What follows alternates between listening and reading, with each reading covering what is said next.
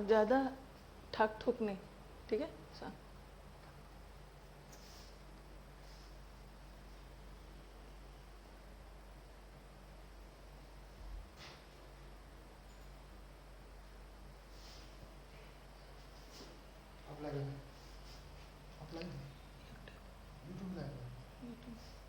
आप दिख रहे हो, जब भी आप कुछ करने आओगे ना तो नीचे झुक झुक के रुक जा। चैट पे दिख रहा है चैट वहाँ से दिख रहा है। अगर मुझे चैट को स्क्रॉल करना हो वही स्क्रॉल का है ना, स्क्रॉल वाला उसके ऊपर जो बटन है ओके, वो अच्छे से कर लीजिए। अच्छा मुझे बता देना स्क्रॉल करने साइड पे जो बार है ना उससे भी आप ट्रैक कर सकते हैं। इससे भी नहीं करेंगे?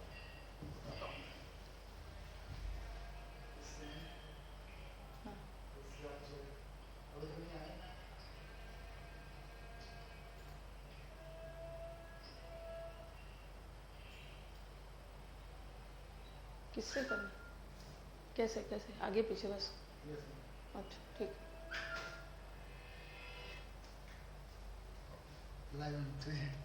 नहीं मतलब कैसे भागेगा ऊपर? अपने से भी तो भागता है। अपने से भागने दीजिए।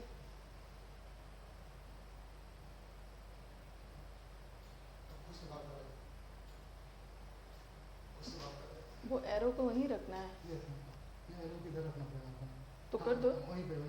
ठीक है चलो ठीक है।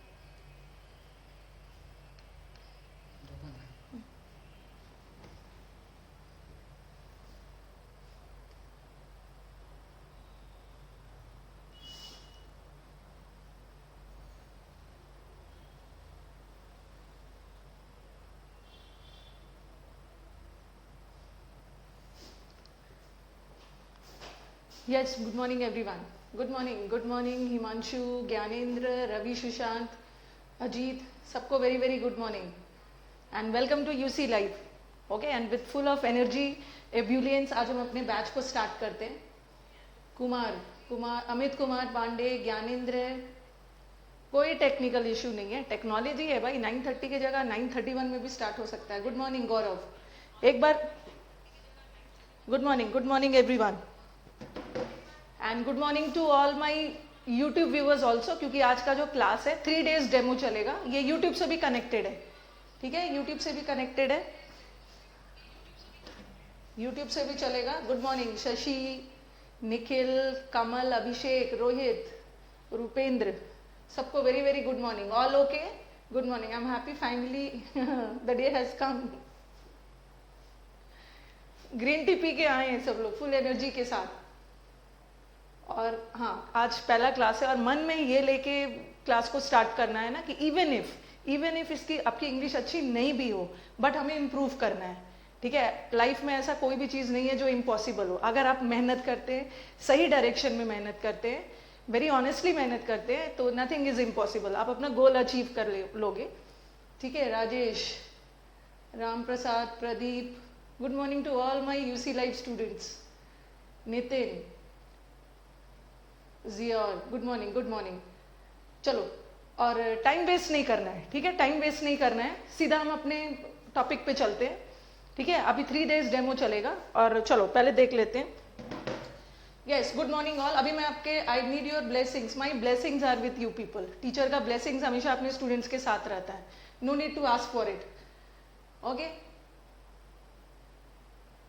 ओके चलिए लेट्स स्टार्ट। एक बार बोल दो, एक बार ओके कर दो अपने कमेंट बॉक्स पे, ओके कर दो। Should we start? हमारी स्ट्रैटेजी क्या होगी, कैसे कैसे बैच को ले जाना है। Good morning Janvi Agarwal, good morning. एक बार आप लोग अपनी तरफ से रिस्पॉन्ड कर दीजिए। Everything okay? चलो लेट अस स्टार्ट। आज हमारा जो पहला टॉपिक है that is identification of part of speech. Part of speech को कैसे आइडेंटिफाई करते हैं, identification of parts of speech. Parts of speech को हिंदी में क्या बोलते हैं? पार्ट्स ऑफ स्पीच को हिंदी में बोलते हैं शब्द भेद। एक वाक्य बहुत सारे वर्ड से बना होता है, ठीक है। एक वाक्य जो होता है बहुत सारे वर्ड से बना होता है और अब उस वाक्य में देखना है कि वो जो वर्ड है उसका पार्ट ऑफ स्पीच क्या है, उसका भेद क्या है, कि वो वर्ड नाउन है, कि वो वर्ड प्रोनाउन है, या तो वो वर्ड एडजेक्टिव होगा। ये सारे पार्ट्स ऑफ स्पीच है। ये बोलना बहुत इजी होता है कि नाउन क्या होता है, नाउन्स आर नेमिंग वर्ड्स, ये तो बस डेफिनेशन है। बट इसको हम लोग देखेंगे कि सेंटेंस में आइडेंटिफाई कैसे किया जाता है, सेंटेंस में इसको हम लोग पहचानते कैसे हैं। ठीक है, नाउन है, कमेंट्स में मैं बाद में देखूंगी, नाउन है, प्रोनाउन है, एडजेक्टिव है, इसको अच्छे से लिख देती हूँ, उसके बाद हम समझेंगे, बहुत डिटेल में चीज़ों को समझेंगे। पार्ट्स ऑफ स्पीच में हमारे 8 पार्ट्स ऑफ स्पीच है, और आप खुद फील करोगे ना, आप खुद फील करोगे कि पार्ट्स ऑफ स्पीच को इतना डिटेल में जानने की ज़रूरत क्या है। जैसे जैसे हमारा बैच आगे बढ़ेगा आप खुद फील करोगे, अगर आपको पार्ट्स ऑफ स्पीच पहचानना सीख जाते हो तो आपका 20 to 30% काम ऐसे ही हो जाएगा। कहाँ कहाँ ये काम आएगा और इतने डिटेल में हम क्यों पढ़ रहे हैं आपको आगे जाके समझ में आएगा। 8 पार्ट ऑफ स्पीच है जिसमें हमारा नाउन है, डिटेल में सबको अलग अलग पढ़ेंगे। प्रोनाउन है, then you have adjective, you have adverb, you have adjective। Good morning. Syllabus भी डिस्कस करेंगे, बस आप पहले समझिए, जो चीज अभी हमें ध्यान देना है उसको देखिए। कंजंक्शन है, प्रेपोजिशन है, वर्ब है और इंटरजेक्शन। ठीक है, प्रेपोजिशन है, वर्ब है और इंटरजेक्शन। अब हम डिटेल में पढ़ेंगे। Okay, these are the 8 part of speech. हमारा 8 पार्ट ऑफ स्पीच है, नाउन है, प्रोनाउन है, एडजेक्टिव है, एडवर्ब है, we have conjunction, we have preposition, we have verb और वी हैव इंटरजेक्शन। ये सबको तो हम डिटेल में पढ़ने वाले हैं, बट पहली क्लास में हम सीखेंगे, क्योंकि जैसे जैसे बैच आगे बढ़ेगा पहले आपको बेसिक नॉलेज होना चाहिए। हाउ टू आइडेंटिफाई, जैसे बोलने के लिए तो मैं बोल दूं what are nouns, nouns are naming words, but इसे समझना है कि नाउन का कैरेक्टरिस्टिक क्या होता है। हम बहुत डीप ग्रामर में जाएंगे नाउन का, क्योंकि ये स्कूल लेवल वाला ग्रामर नहीं है। यहाँ पे हम functional as well as objective grammar पढ़ते हैं। सिर्फ ये नहीं देखना है कि नाउन क्या होता है, हमें देखना है कि नाउन का कैरेक्टरिस्टिक्स क्या होता है, नाउन का फंक्शन क्या होता है, कैसे पता करेंगे कि सेंटेंस में नाउन को आइडेंटिफाई कैसे करेंगे, प्रोनाउन को आइडेंटिफाई कैसे करेंगे। ये सब हमारा सारा मैक्सिमम सिलेबस हो जाएगा। ये हमारा पार्ट ऑफ स्पीच है। ठीक है, पार्ट ऑफ स्पीच में हमारा 8 है, अलग अलग हम आज सबको डील करते हैं। तो लेट अस स्टार्ट। सबसे पहले before I start part of speech को स्टार्ट करने से पहले आपको थोड़ा सा समझना है, 2-3 चीज़ों को समझना बहुत ज़रूरी है। बता रही हूँ 2-3 चीज़ों में आपको क्या समझना ज़रूरी है। सबसे पहले आप बहुत बेसिक, आप स्टूडेंट्स को समझना ज़रूरी है कि एक सेंटेंस क्या से बनता है। अगर मैं आपसे पूछूं कि व्हाट इज अ सेंटेंस, तो आप बोलोगे what is a sentence? A sentence is a group of words. Sentence words का समूह है जो एक मीनिंगफुल सेंस देता है। ठीक है, सेंटेंस जो होते हैं शब्दों का समूह है जो एक मीनिंगफुल सेंस देता है। ठीक है, और sentence starts with a capital letter and ends with a full stop. Capital letter से स्टार्ट होता है और फुल स्टॉप पे एंड होता है। लेकिन सेंटेंस के छोटे छोटे 2 और पार्ट है। एक सेंटेंस का पार्ट होता है फ्रेज और सेंटेंस का एक पार्ट है क्लॉज। ये तो हमारा सेंटेंस हो गया, हमारा वाक्य। Sentence is a group of words, ये तो वाक्य हो गया। और फ्रेज किसको बोलते हैं? फ्रेज को हिंदी में क्या बोलते हैं? In Hindi phrase is known as वाक्यांश in Hindi. Okay, no doubt this batch is bilingual, will be doing in English as well. पहले हिंदी कर देती हूँ, I will be translating in English as well. और क्लॉज को बोलते हैं उपवाक्य। ओके, फिर आपके दिमाग में क्वेश्चन आएगा, सब बताऊंगी नाउन प्रोनाउन में क्या डिफरेंस है। पहले बेसिक देख लो। सेंटेंस हमारा वाक्य है। ठीक है, एक वाक्य क्या से बनता है? ये जो वाक्यांश का मतलब होता है ये वाक्य का ही अंश है, ये वाक्य का ही छोटे पार्ट को हम वाक्यांश बोलते हैं। और उपवाक्य भी बता रही हूँ। सपोज मैंने एक सेंटेंस लिया, देखो मैंने लिखा ही goes to school on time. He goes to school on time. This is a complete sentence. ठीक है, ये एक कंप्लीट सेंटेंस है, ये एक कंप्लीट वाक्य है। He goes to school on time.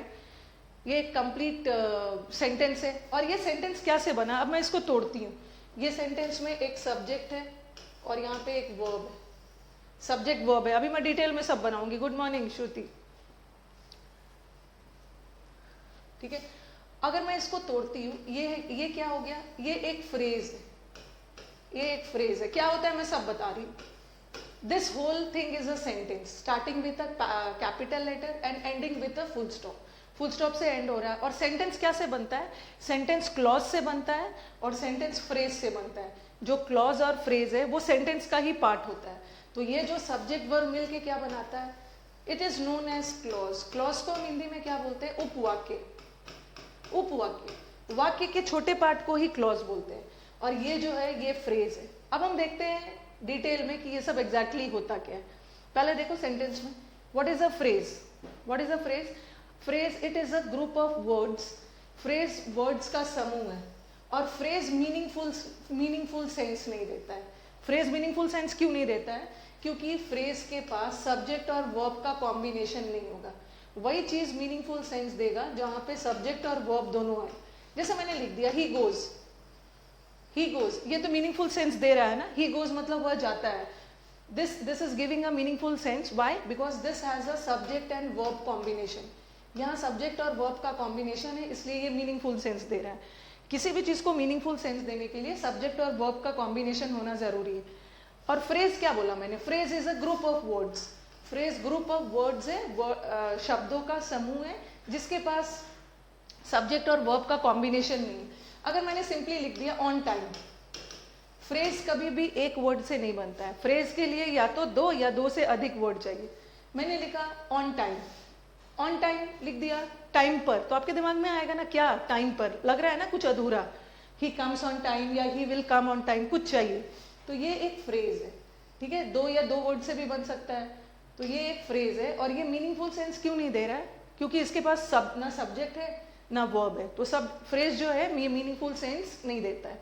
If I write eight sixes and sevens, ये लिख के छोड़ दिया, एट सिक्सेस एंड सेवेंस, तो ये क्या है, ये भी वर्ड का समूह है। देखो 1 2 3 4, 4 वर्ड से बना है। और फ्रेज क्या होता है, phrase is a group of words.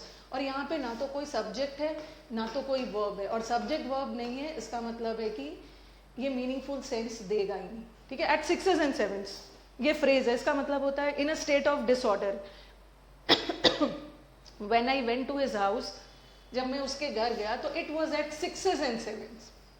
वो सिक्सेस एंड सेवेंस में था, मतलब अस्त व्यस्त था। तो ठीक है, एक बार मुझे रिस्पॉन्ड करेंगे, ये फ्रेज समझ में आ रहा है, फिर मैं आगे बढ़ूंगी। एक बार रिस्पॉन्ड करिए चैट बॉक्स में।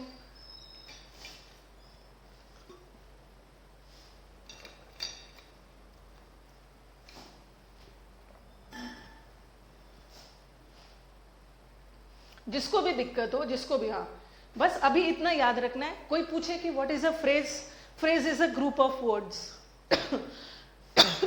Yes, phrase group of words है, फ्रेज ग्रुप ऑफ वर्ड्स है। और फ्रेज मीनिंगफुल सेंस देता है? नहीं, फ्रेज बिल्कुल भी मीनिंगफुल सेंस नहीं देता है। क्यों नहीं देता है? क्योंकि फ्रेज के पास सब्जेक्ट वर्ब होते ही नहीं। जहां सब्जेक्ट और वर्ब रहेगा वहीं तो मीनिंगफुल सेंस आएगा, ठीक है। सेंटेंस देखो, यस। मैम और मैम में क्या डिफरेंस होता है, चलो वो सब हम देख लेंगे, अभी वो सब बातें नहीं।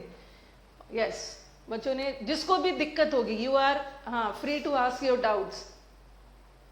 इसका डेफिनेशन याद नहीं रखना है, एग्जाम में ये थोड़ी आने वाला है। What is a phrase, right the definition of phrase, giving examples, वो सब आने वाला नहीं है। क्योंकि ये क्यों जरूरी है अभी मैं आपको बताऊंगी। ये सब वर्ड मैं यूज करूंगी फ्रीक्वेंटली कि देखो ये एक फ्रेज है, तो आपको पता होना चाहिए ना कि ये फ्रेज क्या होता है। फ्रेज वर्ड्स का समूह होता है, वर्ड्स के समूह को फ्रेज बोलते हैं।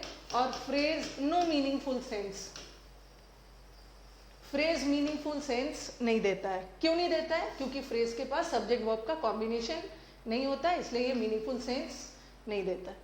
अब यहाँ पे देखो, ये पूरा एक क्या है, ये पूरा एक सेंटेंस है।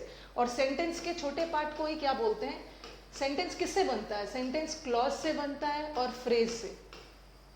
जैसे खाना बनाने के लिए आप सामग्री का यूज करते हो ना, उसी तरह एक वाक्य को बनाने के लिए हम किसका सहारा लेते हैं?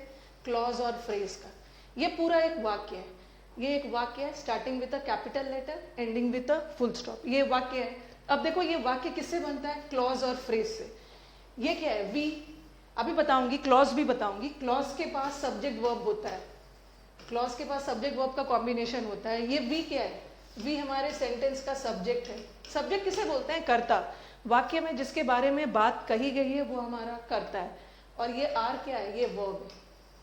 और ये सब्जेक्ट वर्ब किससे बना, ये किससे बना है, ये सब्जेक्ट वर्ब है ना, ये तो पूरा एक वाक्य है, ठीक है। ये क्लॉज है।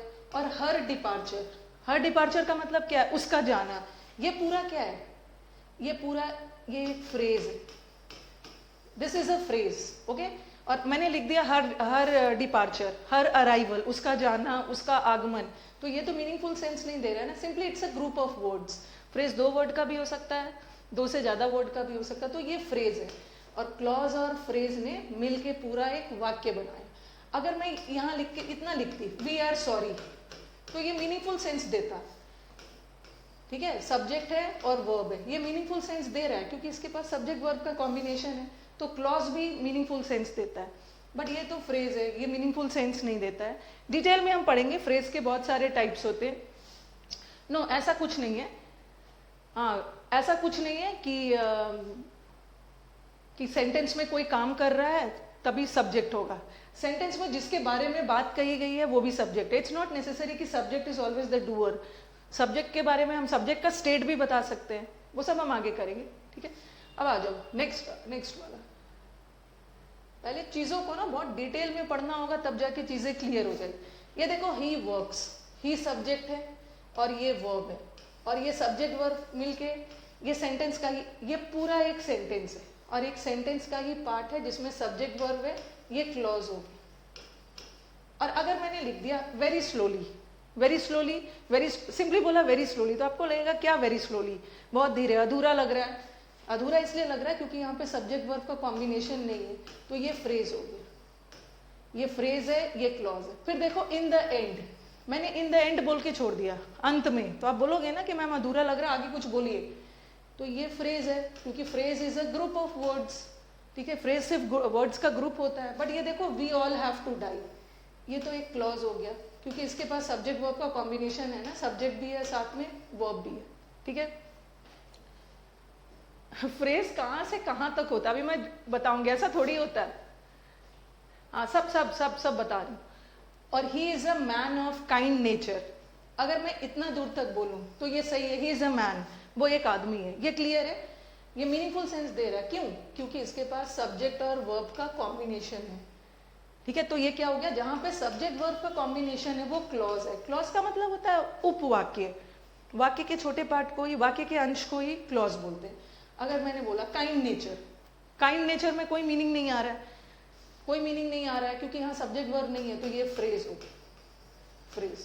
तो होपफुली आप लोगों को क्लॉज और फ्रेज में, फर्स्ट स्लाइड में बस मुझे बताना था कि क्लॉज और फ्रेज में क्या डिफरेंस होता है। और फ्रेज के भी बहुत सारे टाइप्स होते हैं, हाँ अभी बता रही हूँ। अभी बहुत चीजें हैं सीखने के लिए, जहाँ सब्जेक्ट क्या होता है, ऑब्जेक्ट क्या होता है, बहुत बारीकी से, बहुत बेसिक से हमें सीखना है, ओके। अब देखो, ये भी फ्रेज था, ये भी फ्रेज था, और यहाँ पे ये भी फ्रेज था। फ्रेज के बहुत सारे टाइप्स होते हैं, ठीक है। एक नाउन फ्रेज होता है, एडवर्ब फ्रेज होता है, एडजेक्टिव फ्रेज होता है। बट याद रखना है, जैसे मैंने अकेला लिखा, देखो मैंने अकेला लिखा इन, मैंने इन लिखा, तो इन क्या है, इन प्रेपोजिशन। इन को मैं फ्रेज क्यों नहीं बोल सकती हूँ, पहले मुझे बताओ। इन तो प्रेपोजिशन है, बट इन को मैं फ्रेज क्यों नहीं बोल सकती, एक बार आंसर बताइए। पहले वाले स्लाइड, पहले क्या करोगे ना, देखो एक दो चीज ध्यान रखना है, आप स्क्रीन से स्क्रीनशॉट ले लेके चीजों को सीखोगे नहीं, पहले आप समझोगे, फिर नेक्स्ट वीडियो में एक बार और वीडियो को देख के नोट्स बनाओगे। Because until and unless copy में नोट्स नहीं बनाओगे ना, तो फिर दिक्कत होगी, वो वाली फीलिंग नहीं आएगी। तो स्क्रीनशॉट लेके नहीं बनेगा। हाँ चलिए बताइए। Yes, Mohanlal, Shravan has given the correct answer. इसको मैं फ्रेज इसलिए नहीं बोलूंगी ना, क्योंकि फ्रेज होने के लिए, phrase is a group of words, but in तो एक ही वर्ड है। अगर मैंने ऐसा लिख दिया in the morning, in the morning, ये हो गया आपका फ्रेज, ये फ्रेज हो गया, ठीक है, 3 वर्ड से बना हुआ है, ओके। अब देखो तीनों फ्रेज है, यहाँ भी फ्रेज है, यहाँ भी फ्रेज है, यहाँ भी फ्रेज है। अब मुझे बताओ कि ये कौन सा फ्रेज है, ये डिपार्चर क्या है, डिपार्चर का पार्ट ऑफ स्पीच क्या है। कुछ बच्चों को लगेगा कि मैम कैसे पता चलेगा कि डिपार्चर नाउन है, वो सब अभी हम नेक्स्ट स्लाइड में करेंगे। डिपार्चर क्या है, what is departure? At least 2 word should be there, yes you are right. Departure noun है, डिपार्चर का मतलब होता है पलायन, जाना, तो डिपार्चर नाउन है, तो इसको हम क्या बोलेंगे, noun phrase. Noun phrase, phrase तो है बट कैसा वाला, नाउन फ्रेज। फिर ये देखो यहाँ पे he works very slowly, slowly किसकी विशेषता बता रहा है, ही स्लोली नहीं है, ही स्लोली वर्क करता है, और वर्क वर्ब है, और वर्ब की विशेषता बताने वाले वर्ड्स क्या होते हैं, क्रिया की विशेषता बताने वाले वर्ड्स क्रिया विशेषण, तो ये हमारा क्या हो गया, adverb phrase, okay, this is an adverb phrase. Next देखो इन द एंड, ये इन क्या है, इन प्रेपोजिशन है, तो ये भी फ्रेज है, बट ये कौन सा फ्रेज हो गया, ये प्रेपोजिशन फ्रेज हो गया, ठीक है। अब देखो काइंड नेचर, काइंड, उसका नेचर बहुत काइंड है, दयालु है, और दयालु किसी की विशेषता बता रहा, विशेषता बताने वाले वर्ड्स एडजेक्टिव होते हैं, so this is an adjective phrase, okay. एक बार मुझे स्पीड बता दोगे, if you people want speed, ठीक है, पढ़ाने की स्पीड ठीक है, मैं स्पीड कम भी कर दूंगी, क्योंकि शुरू में थोड़ा सा स्पीड स्लो रखना होता है ताकि बच्चे कंपैटिबल हो जाए, फिर धीरे धीरे नॉर्मल हो जाएंगे। हाँ, first of all tell me, is it clear? I want कि पहले मॉक टेस्ट दूंगी, no need to worry Uday, आप भी इस जगह पे थोड़ा पढ़ लो ना। Is the speed okay? हाँ, स्पीड सही है, ठीक है, ठीक है, स्पीड इज ओके। अब मुझे बताओ कि फर्स्ट स्लाइड में मैंने जितना भी समझाया ये समझ में आया, नहीं भी आया क्या? स्टूडेंट्स जानते हो कि I never get irritated in class, 10 बार पूछोगे 10 बार समझाऊंगी, बट आई वॉन्ट कि बस एक बैच, 10 बैच के पीछे भटकना नहीं है, एक बैच लो और वहीं से आपका सारा काम हो जाए। 10 बैच नहीं, एक बैच पूरा कॉम्प्रिहेंसिव लो, उसके बाद सिर्फ प्रैक्टिस, ठीक है, okay.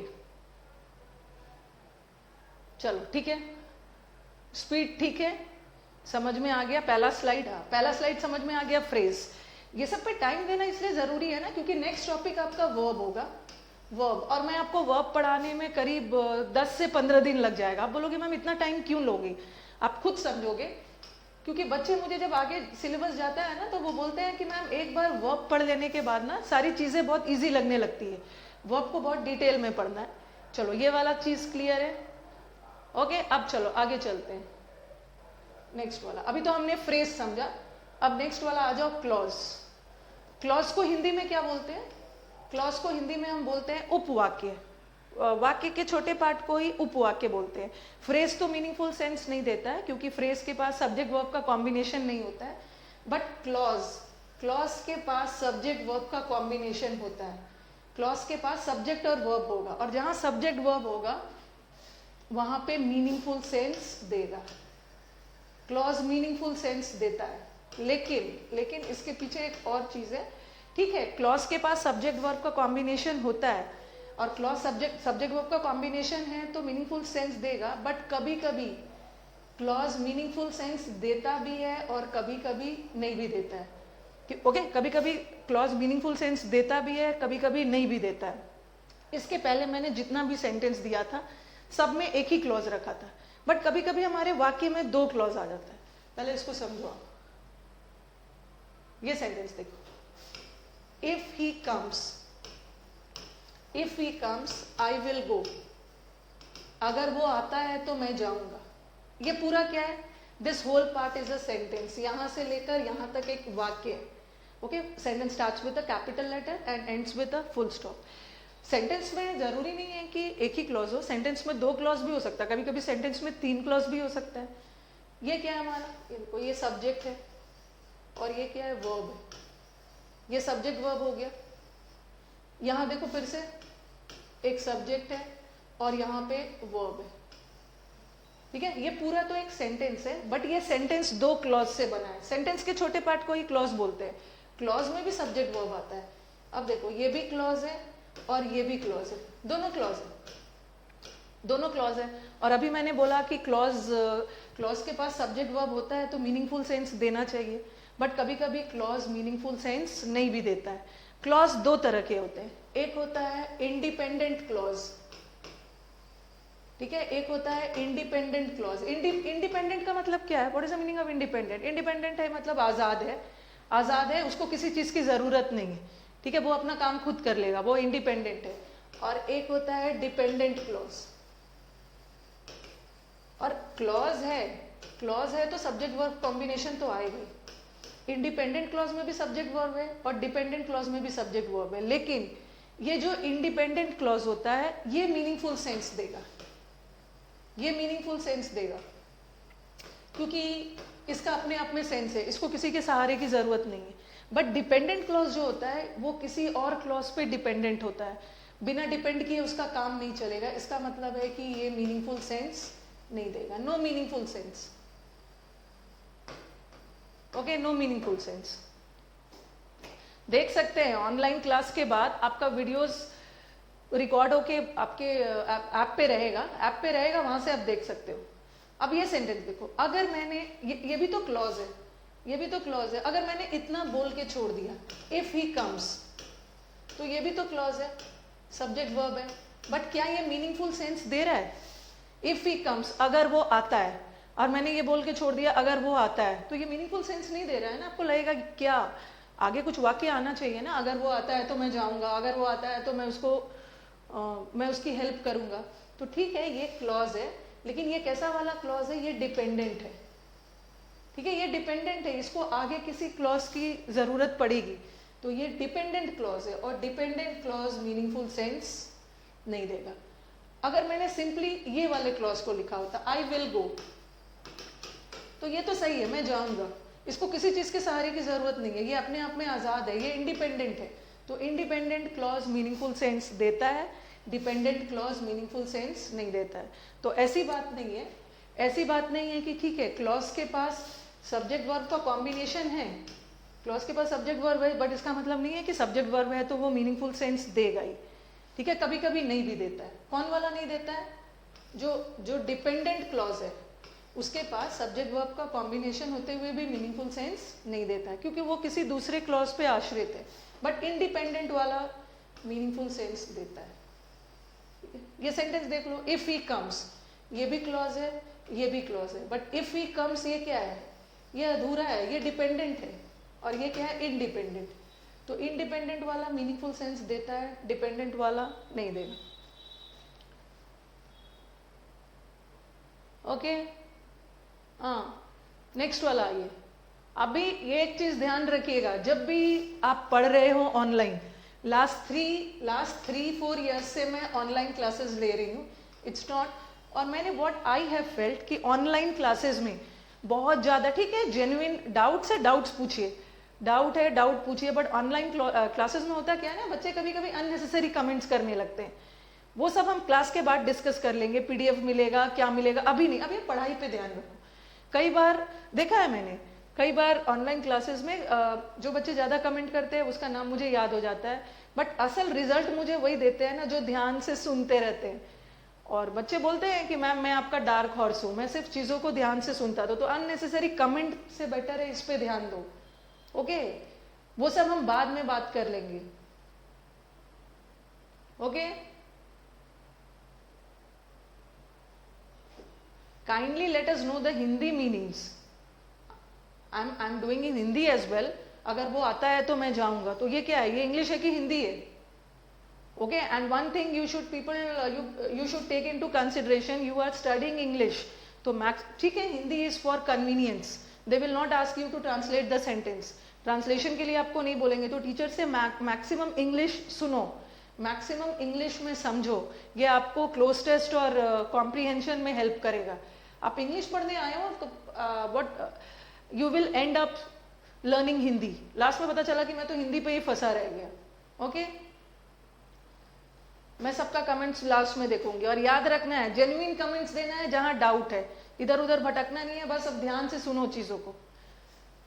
He said that he would कम, हाँ, he said that he would come, यहाँ पे तो दो क्लॉज था, एक डिपेंडेंट था, एक इंडिपेंडेंट था। अब ये सेंटेंस देखो, अब ही सेड, ही क्या है, सब्जेक्ट और ये वर्ब, सब्जेक्ट वर्ब मिलके क्लॉज बना रहा है। अगेन देखो, ही क्या है, सब्जेक्ट और ये सब्जेक्ट वर्ब मिलके क्या बना रहा है, क्लॉज। अब मुझे बताओ कि यहाँ पे कौन सा क्लॉज है, डिपेंडेंट है कि इंडिपेंडेंट है? आपको मेरा कमेंट्स आ रहा है, सबका आ रहा है।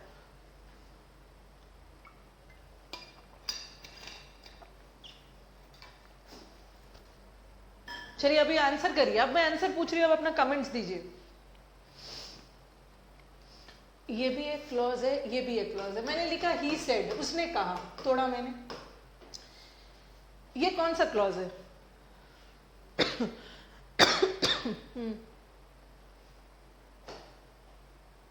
विधि Kapoor in yes, he said, उसने कहा। आप छोटे बच्चों के बुक्स में देखते हो, छोटे छोटे सेंटेंसेस लिखे हुए होते हैं।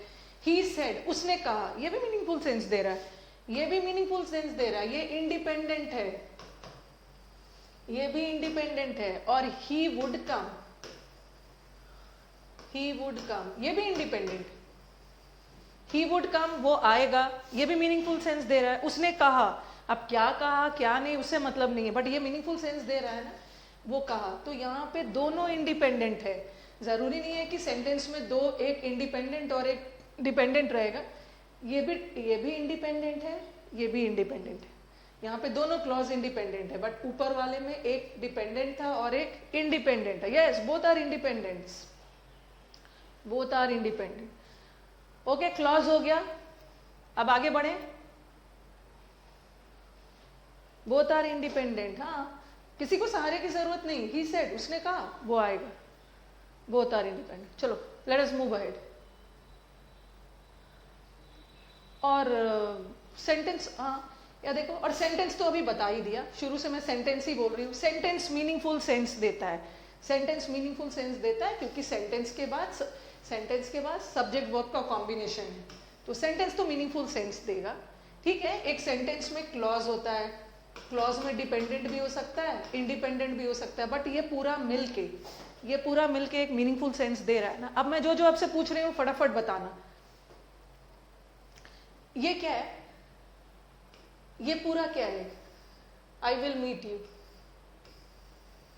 ये देखते हैं सेंटेंस क्या से बना, कैसे बना। आई क्या है, आई हमारा सब्जेक्ट है और विल मीट वर्ब है। सब्जेक्ट वर्ब मिलके क्या बनाया है, सब्जेक्ट वर्ब मिलके क्या बना है, क्लॉज। और क्लॉज एट ऑफिस और एट होम, ये क्या है, फ्रेज। देखो ये पूरा एक सेंटेंस है, सेंटेंस क्या से बना है, क्लॉज से और फ्रेज से। और सेंटेंस तो मीनिंगफुल सेंस देगा ही, starting with a capital letter and ending with a full stop. यहाँ भी देखो ये पूरा एक वाक्य है, ठीक है, एक पूरा वाक्य है। ये कैसे बना है, यस क्या से बना है पहले बताओ। सेकेंड वाला sentence, as he was ill, चूंकि वो बीमार था, ये सब्जेक्ट है, ये वर्ब है। यहाँ एक क्लॉज है और ही कुडेंट कम, यहाँ भी एक क्लॉज है। पहला वाला क्लॉज क्या है, पहला वाला एज ही वॉज इल, चूंकि वो बीमार था, लग रहा है ना अधूरा सा। ठीक है, इसके पास सब्जेक्ट वर्ब है बट फिर भी ये मीनिंगफुल सेंस नहीं दे रहा क्योंकि ये ये डिपेंडेंट है। चूंकि वो बीमार था, ये बोल के मैंने छोड़ दिया, तो आपको लगेगा ना आगे कुछ होना चाहिए। तो ये डिपेंडेंट क्लॉज है और ये इंडिपेंडेंट है, और डिपेंडेंट और इंडिपेंडेंट ने दोनों ने मिलकर एक सेंटेंस बनाना है। सेंटेंस बन जाने के बाद तो मीनिंगफुल सेंस देगा ही, सेंटेंस बन जाने के बाद मीनिंगफुल सेंस देगा। स्क्रीनशॉट ले लीजिए, स्क्रीनशॉट ले लीजिए, बट नोट्स बनाना है और सबका नोट्स देखूंगी। अगली क्लास में सब मुझे वीडियो में अपने नोट्स दिखाओगे। I want to see, because until and unless you make the notes ना। नेक्स्ट आ जाओ। He said that he would come, ये पूरा एक वाक्य है और ये किससे बना है, दो क्लॉज, ये क्लॉज, ये क्लॉज, और दोनों क्लॉज इंडिपेंडेंट है, दोनों अलग अलग यूज हो सकता है। नेक्स्ट देखो, अनलेस यू वर्क हार्ड, जब तक आप मेहनत नहीं करोगे आप सक्सीड नहीं होंगे। ये कितने क्लॉज से बना है, no I'll be doing, Ankit I'll be dealing this also. You are right, can we say independent clauses are sentences? Yes, I got your point. हाँ चलिए आंसर दीजिए, क्लास को इंटरैक्टिव बनाइए। हाँ, here there are two clauses, ये subject है, verb verb है, यहाँ एक क्लॉज है, और देखो यहाँ सब जहाँ भी सब्जेक्ट वर्ब का कॉम्बिनेशन आ गया वो क्लॉज हो गया। यहाँ पे दो क्लॉज है। पहला वाला क्लॉज क्या है? पहला वाला क्लॉज पहला वाला क्लॉज अनलेस, जब तक आप मेहनत नहीं करोगे, ये तो अधूरा लग रहा है ना, तो ये क्या है? डिपेंडेंट है। और दूसरा वाला इंडिपेंडेंट। एक डिपेंडेंट और एक इंडिपेंडेंट ने मिलके पूरा एक वाक्य को बनाया। Very good. और नेक्स्ट वाला देखो, Ram and his friend were busy. ये तो, इसमें कितना क्लॉज है? इसमें कितना क्लॉज है जरा बताना। बस एक ही है, इसमें एक ही है। ये पूरा तो एक सेंटेंस हो गया, सब्जेक्ट आ गया, वर्ब आ गया, ये तो पूरा एक वाक्य हो गया। ओके, चलो अब हम आगे बढ़े। होपफुली आप स्टूडेंट्स को, मुझे बस सबसे पहले स्लाइड में क्लियर करना था, सबसे पहले स्लाइड में मुझे ये क्लियर करना था ताकि आगे जाके दिक्कत ना हो। जब मैं आपको टेंस पढ़ाऊंगी ना, टेंस पढ़ाऊंगी तो बोलूंगी कि अगर हमारा प्रिंसिपल क्लॉज पास्ट में है, सबऑर्डिनेट भी पास्ट में होना चाहिए, तो उस समय आपको पता होना चाहिए ना कि आखिर क्लॉज होता क्या है, आखिर फ्रेज होता क्या है, और आखिर सेंटेंस होता क्या है। तो होपफुली ये क्लियर हो गया। अब हम सीधा अपने पार्ट ऑफ स्पीच पे चलते हैं। एक बार रिस्पॉन्ड करिए, समझ आ गया है? I want the class to be interactive. ऐसा फीलिंग होना चाहिए, ऐसी फीलिंग आना चाहिए ना कि आप ऑफलाइन क्लास कर रहे हो, साथ बैठ के हम पढ़ रहे हैं। ओके, चलिए एक बार रिस्पॉन्ड कर दीजिए सब। अब नेक्स्ट वाला, अब हम नाउन की तरफ बढ़ते हैं। आपके लाइफ का पहला चैप्टर नाउन होता है ना। बचपन में या तो सबसे पहला चैप्टर आपने बचपन में आर्टिकल पढ़ा होगा, या तो सबसे पहला चैप्टर आपने नाउन पढ़ा होगा। बट नाउन देखने में पार्ट ऑफ स्पीच में ना आपको सबसे इजी चैप्टर आर्टिकल है। बट जब आपके एग्जाम में आर्टिकल का एरर आ जाता है, आप फाइंड आउट नहीं कर पाते हो कि एग्जैक्टली एरर है क्या। आप नाउन, प्रोनाउन, एडवर्ब, एडजेक्टिव में इतना खो जाते हो कि आर्टिकल का एरर नहीं पता लगा पाते हो। और गॉन आर द डेज जब घिसा पिटा रूल आर्टिकल से आता था, वावल के पहले एंड, कॉन्सोनेंट के पहले या बहुत सुपरलेटिव डिग्री के पहले द, कंपैरेटिव, वो सब अब नहीं आता। अभी हम बता करेंगे कि कहाँ से आर्टिकल से एरर आता है। ओके, चलो नाउ लेट अस स्टार्ट। बहुत अच्छे से समझ आ रहा है तो आगे भी दिमाग में रखना है। कभी कभी क्लास में चीजें तो समझ में अच्छे से आ जाती। Revision revision revision revision, practice practice practice. Ma'am also explain it in Hindi. My god, I am doing Hindi only. Explain it in Hindi. Oh my god, पता नहीं कितना हिंदी के पीछे क्यों पड़े हुए हो। चलो, अब अभी तक तो हम अपने हेलीपैड पे थे, ठीक है। अभी हम एयरपोर्ट पहुंचे थे, अपने हेलीपैड पे है। अब हम उड़ान भरेंगे, ठीक है। अब हमारा प्लेन टेक ऑफ करेगा। अभी हम बहुत बेसिक पे जा रहे थे, अब टेक ऑफ के लिए रेडी हो जाइए। अभी मैंने बोला 8 पार्ट ऑफ स्पीच है, नाउन, प्रोनाउन, एडवर्ब, एडजेक्टिव, वो सब बता दिया था। अब आओ noun. Noun simply what are nouns? Nouns are naming words. और ऐसा नहीं है कि अभी मैं नाउन पढ़ा रही हूँ, ठीक है। नाउन एक बहुत लेंदी चैप्टर है, बट हमें वो सब पढ़ने की जरूरत नहीं है। अभी वो हम तब पढ़ेंगे जब हम नाउन पढ़ेंगे। अभी बस हमें नाउन का वो पार्ट जो अभी हमें जानकारी चाहिए, जितना नाउन हमें अभी समझना है बस उतना ही लेके चलना है। नाउन का बहुत टेक्निकल, बहुत फंक्शनल और ऑब्जेक्टिव डेफिनेशन करूँगी, ठीक है। डिटेल में तो कॉन्सेप्ट्स हम बाद में पढ़ेंगे। हाँ, ऑफलाइन भी देख सकते हो। ओके, चलो।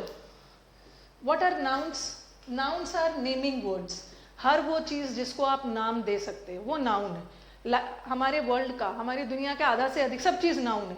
हर वो चीज है जिसको आप नाम दे सकते हो। ये स्क्रीन है, कैमरा है, स्टूडेंट है, टीचर है, सब नाउन है, ठीक है।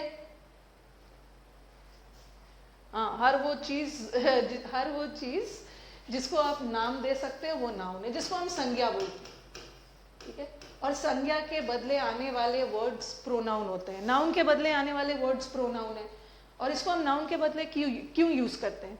नाउन बार बार रिपीट ना हो, ठीक है। जैसे Ram is a good boy, Ram goes to school on time, Ram is very busy, Ram Ram Ram Ram 10 बार नहीं बोलना है। राम की जगह मैं ही लगाऊंगी। तो प्रोनाउन को हम इसलिए लगाते हैं ताकि नाउन बार बार रिपीट ना हो। बट ये तो छोटा सा डेफिनेशन था। प्रोनाउन बहुत लेंथी चैप्टर है, जब हम प्रोनाउन करेंगे तब पढ़ेंगे। अब आ जाओ, अब बोलोगे कि और जो जो काम नाउन करता है वही काम प्रोनाउन भी करेगा। ठीक है, जो जो वाक्य में काम नाउन करेगा वही प्रोनाउन भी करेगा, क्योंकि नाउन के बदले ही तो हम प्रोनाउन को यूज करते हैं. ओके,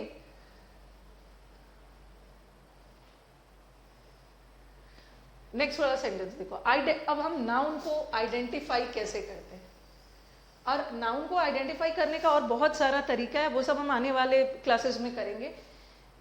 ठीक है, जब भी आप वाक्य में हु का, हुम का या व्हाट का जवाब मांग रहे हो, जब वाक्य में हु, हुम या व्हाट का जवाब आए, तो वो हु, हुम और व्हाट का जवाब कौन देता है? नाउन देता है.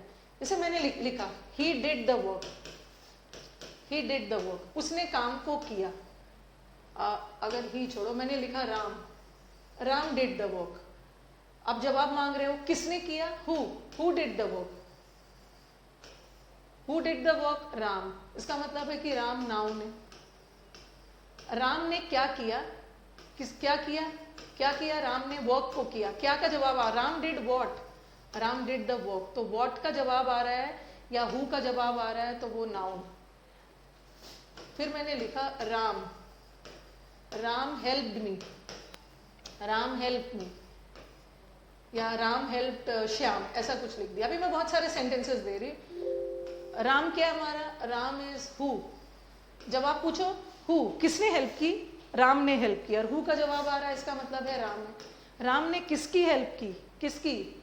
श्याम की. हुम डिड राम हेल्प, और हुम का जवाब आ रहा है, तो that is also a noun. ठीक है, अभी मैं बहुत सारे सेंटेंसेस दूंगी. नाउन को आइडेंटिफाई करने का तरीका ना सिर्फ हु, हुम और व्हाट नहीं है. और एक चीज ध्यान रखना है, एग्जाम में जाके आपके पास इतना टाइम नहीं है ना कि वहां सेंटेंस मिल गया और हु और हुम का जवाब मांग रहे हो.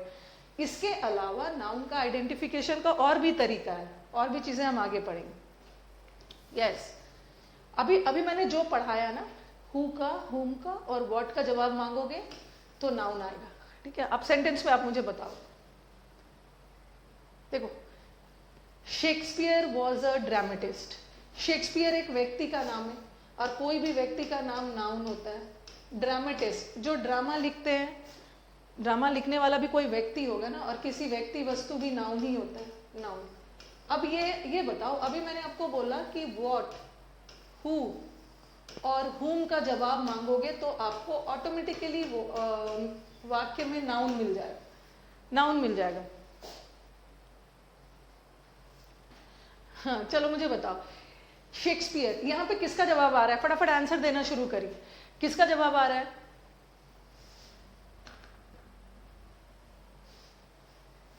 किसका जवाब आ रहा है? हु. किसने? कौन ड्रामेटिस्ट है? ड्रामेटिस्ट कौन है? शेक्सपियर है. Who is dramatist? हु. कौन? शेक्सपियर. तो हु का जवाब आ रहा है, हु का. और देखो, Shakespeare was a dramatist. Shakespeare was what? Shakespeare क्या थे? शेक्सपियर ड्रामेटिस्ट थे. व्हाट का भी जवाब आ रहा है, इसलिए नाउन है. हु का भी जवाब आ रहा है, इसलिए नाउन है. नाउन है. पड़ा आप कमेंट बॉक्स में देते जाइएगा आंसर. हैरी. हैरी कौन है? हैरी एक व्यक्ति है. Who? Harry broke the window. Harry ने क्या ब्रोक किया? What did Harry break? Harry ने किसको ब्रेक किया? तोड़ा, विंडो को. तो व्हाट का जवाब भी आ रहा है, तो विंडो नाउन है. ठीक है, ये भी नाउन है. और बहुत सारी चीजें. नाउन पहचानने का एक और तरीका है. देखो यहाँ पे द लगा है. द क्या है? आर्टिकल है. और आर्टिकल किसके साथ लगता है? आर्टिकल नाउन के साथ लगता है, नाउन के साथ. Next, Ravi invited his friends yesterday. किसने इन्वाइट किया? Who invited? रवि. किसको? फ्रेंड्स को. तो हु और हुम का भी जवाब मिल रहा है, हु और हुम का जवाब मिल रहा है. नेक्स्ट, द जज ऑर्डर्ड. किसने ऑर्डर किया? किसने ऑर्डर किया? जज ने. द जज ऑर्डर्ड द आयरन्स. आयरन्स का मतलब होता है बेड़ियां, जंजीरें. क्या चीज हटाना है? क्या? प्रिजनर, कैदी के क्या चीज को हटाना है? क्या चीज के? जंजीरों को. क्या? व्हाट. किसका? हुम. किसका? हुम. प्रिजनर का. हुम का. किसकी? हुम आयरन. किसका आयरन? या हुज यहाँ पे हुज लगा दो. किसका? प्रिजनर का. तो कैदी के लिए भी हो गया हमारा, नाउन हो गया. Next, Gandhi ji had proposed the path of non violence. Gandhi ji ने सुझाव दिया कि हमें अहिंसा का पाथ फॉलो करना चाहिए. हु? किसने एडवाइस किया? गांधी जी ने. किसने? गांधी जी। गांधी जी हमारा नाउन है, गांधी जी हमारे नाउन है। गांधी जी ने प्रपोज द पाथ, क्या चीज के लिए किया? क्या चीज के लिए? पाथ के लिए। ठीक है, यहाँ वॉट का जवाब आ रहा है। What? What the path of non violence. और आगे मैं बताऊंगी क्या नॉन वायलेंस किसका पाथ, और नॉन वायलेंस भी हमारा नाउन है, या ये भी वॉट का जवाब दे रहा है, non violence. Next sentence, the painter climbed up the ladder. Painter ने क्लाइंब किया, किसने? पेंटर ने। हु है? क्या क्लाइंब किया? लैडर, सीढ़ी। क्लाइम्ड अप द लैडर, सीढ़ी को क्लाइंब किया, तो यहाँ व्हाट का जवाब आ रहा है। और क्या करने के लिए? बिल्डिंग। किसको पेंट करने के लिए? व्हाट। किसको पेंट करने के लिए? बिल्डिंग को। तो ये सारे noun. Next, I need some money. I मतलब हु, किसको पैसे चाहिए? मुझे। क्या क्या क्या चाहिए? आई नीड, मुझे क्या चाहिए? व्हाट, मुझे पैसे चाहिए। ठीक है, टू बाय स्पेक्टिकल्स, क्या खरीदने के लिए? चश्मा खरीदने के लिए। तो व्हाट और हुम और हु का जब भी आंसर मांगते हो तो ये नाउन देता है। ठीक है, नाउन नाउन नाउन नाउन। अब नेक्स्ट पे आ जाओ। ये तो नाउन आइडेंटिफाई करने का एक तरीका है, हु, हुम और व्हाट से। अब नेक्स्ट स्लाइड देखो, और भी बहुत सारा तरीका है। नाउन को आइडेंटिफाई करने का एक और तरीका है कि अब हम नाउन, अभी हमने क्या किया कि नाउन का कैरेक्टरिस्टिक्स पढ़ रहे हैं। डेफिनेशन तो हम डिटेल में बाद में पढ़ेंगे कि नाउन क्या होता है, नाउन कितने प्रकार के होते हैं। जब हम वो नाउन पढ़ेंगे तो उसमें सारा कवर करेंगे। यहाँ बस हम सीख रहे हैं कि नाउन को वाक्य में आइडेंटिफाई कैसे किया जाता है। और एक दो चीज बच्चे बोलते हैं कि मैम दिक्कत इसी में आती है, कैसे आपने पता कर लिया कि ये वर्ड नाउन है, आपने कैसे पता कर लिया कि ये एडजेक्टिव है, ये एडवर्ब है। और ये जो फंडामेंटल है ना, ये मत सोचना कि ये एक दो दिन के क्लास में एकदम तुरंत सीख जाओगे आप। एक दो दिन के क्लास में ये तो मैं आपको टेक्निक बता रही हूँ आइडेंटिफाई कैसे करना है, बट ये बैच के अंत तक, ये बैच के लास्ट तक आप देखोगे मैं हर दिन क्लास में पूछते रहूंगी कि चलो बताओ ये वर्ड क्या है। ठीक है, तो इसके लिए आपको होमवर्क करके रखना है। ये पूरे 4 महीना चलता रहेगा, एक दो दिन में इंप्रूव नहीं होता है, this will take time. Okay, हाँ चलिए नेक्स्ट वाला चलिए। हाँ, और एक तो मैंने बताया नाउन को आइडेंटिफाई करने के लिए आप क्वेश्चन पूछो व्हाट, हु और हुम। और दूसरा, नाउन किसके साथ यूज होता है? नाउन को आइडेंटिफाई करने का एक और तरीका है, किसी भी वर्ड के पहले आर्टिकल लगा है ना, इसका मतलब है नाउन है। नाउन आर्टिकल्स के साथ भी यूज होता है, नाउन एडजेक्टिव के साथ भी यूज होता है। क्यों? क्योंकि एडजेक्टिव क्या होता है? एडजेक्टिव ही तो नाउन और प्रोनाउन की विशेषता बताता है ना। नाउन और प्रोनाउन की विशेषता बताने वाले वर्ड्स एडजेक्टिव्स होते हैं। फिर आ जाओ प्रेपोजिशन। प्रेपोजिशन इसका नाम ही है प्रेपोजिशन का प्री। प्री का मतलब है पहले, पहले, और पोजीशन का मतलब है स्थान। तो प्रेपोजिशन का स्थान किसके पहले आता है? प्रेपोजिशन किसके पहले लगता है? नाउन या प्रोनाउन से पहले। तो नाउन आइडेंटिफाई करने का एक और तरीका है कि अगर प्रेपोजिशन आ गया है तो याद रखना है कि प्रेपोजिशन के जस्ट बाद नाउन होता है, या नाउन प्रेपोजिशन के पहले लगता है। एक सेंटेंस देखो यहाँ देखो, ये मैंने अभी करवाया था, ये देखो यहाँ पर प्रेपोजिशन आपको दिख रहा होगा, ये देखो प्रेपोजिशन, और प्रेपोजिशन के जस्ट बाद नाउन। यहाँ भी देखो ये प्रेपोजिशन था, प्रेपोजिशन के जस्ट बाद नाउन।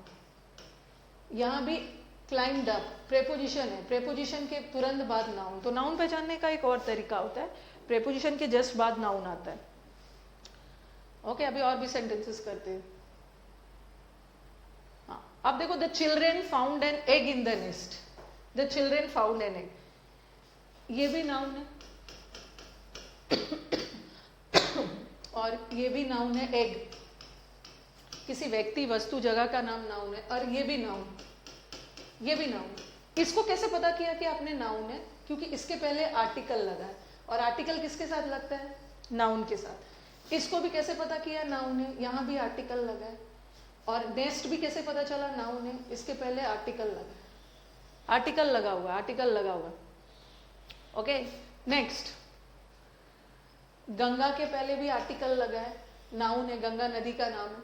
हाँ, अब एक चीज और देखो, ये जो है अब कुछ बच्चे बोलेंगे कि यस, ये जो सेक्रेड है ये एडजेक्टिव। ठीक है, नाउन की एडजेक्टिव है, और जहां एडजेक्टिव आया तो वहां तो नाउन होगा। अब मुझे आप बताओगे कि, अब बोलोगे कि मैम अभी तो आपने बोला कि आर्टिकल नाउन के साथ लगता है, ठीक है, आर्टिकल नाउन के साथ लगा है, बट यहाँ तो आपने एडजेक्टिव के पहले लगा दिया। सेक्रेड का मतलब होता है पवित्र। लेकिन आप मुझे बताओ कि ये आर्टिकल किसके लिए लगा है? सेक्रेड के लिए लगा है या रिवर के लिए? किसके लिए लगा है?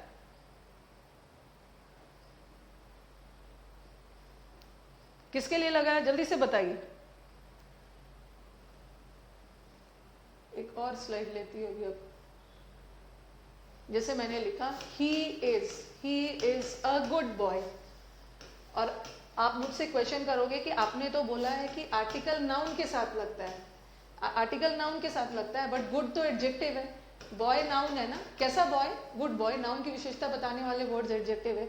आपने तो यहाँ एडजेक्टिव के पहले लगाया, बट ये आर्टिकल एडजेक्टिव के लिए लगा ही नहीं है। आर्टिकल कभी भी एडजेक्टिव के लिए नहीं लगता है। ये आर्टिकल लगा तो है किसके लिए?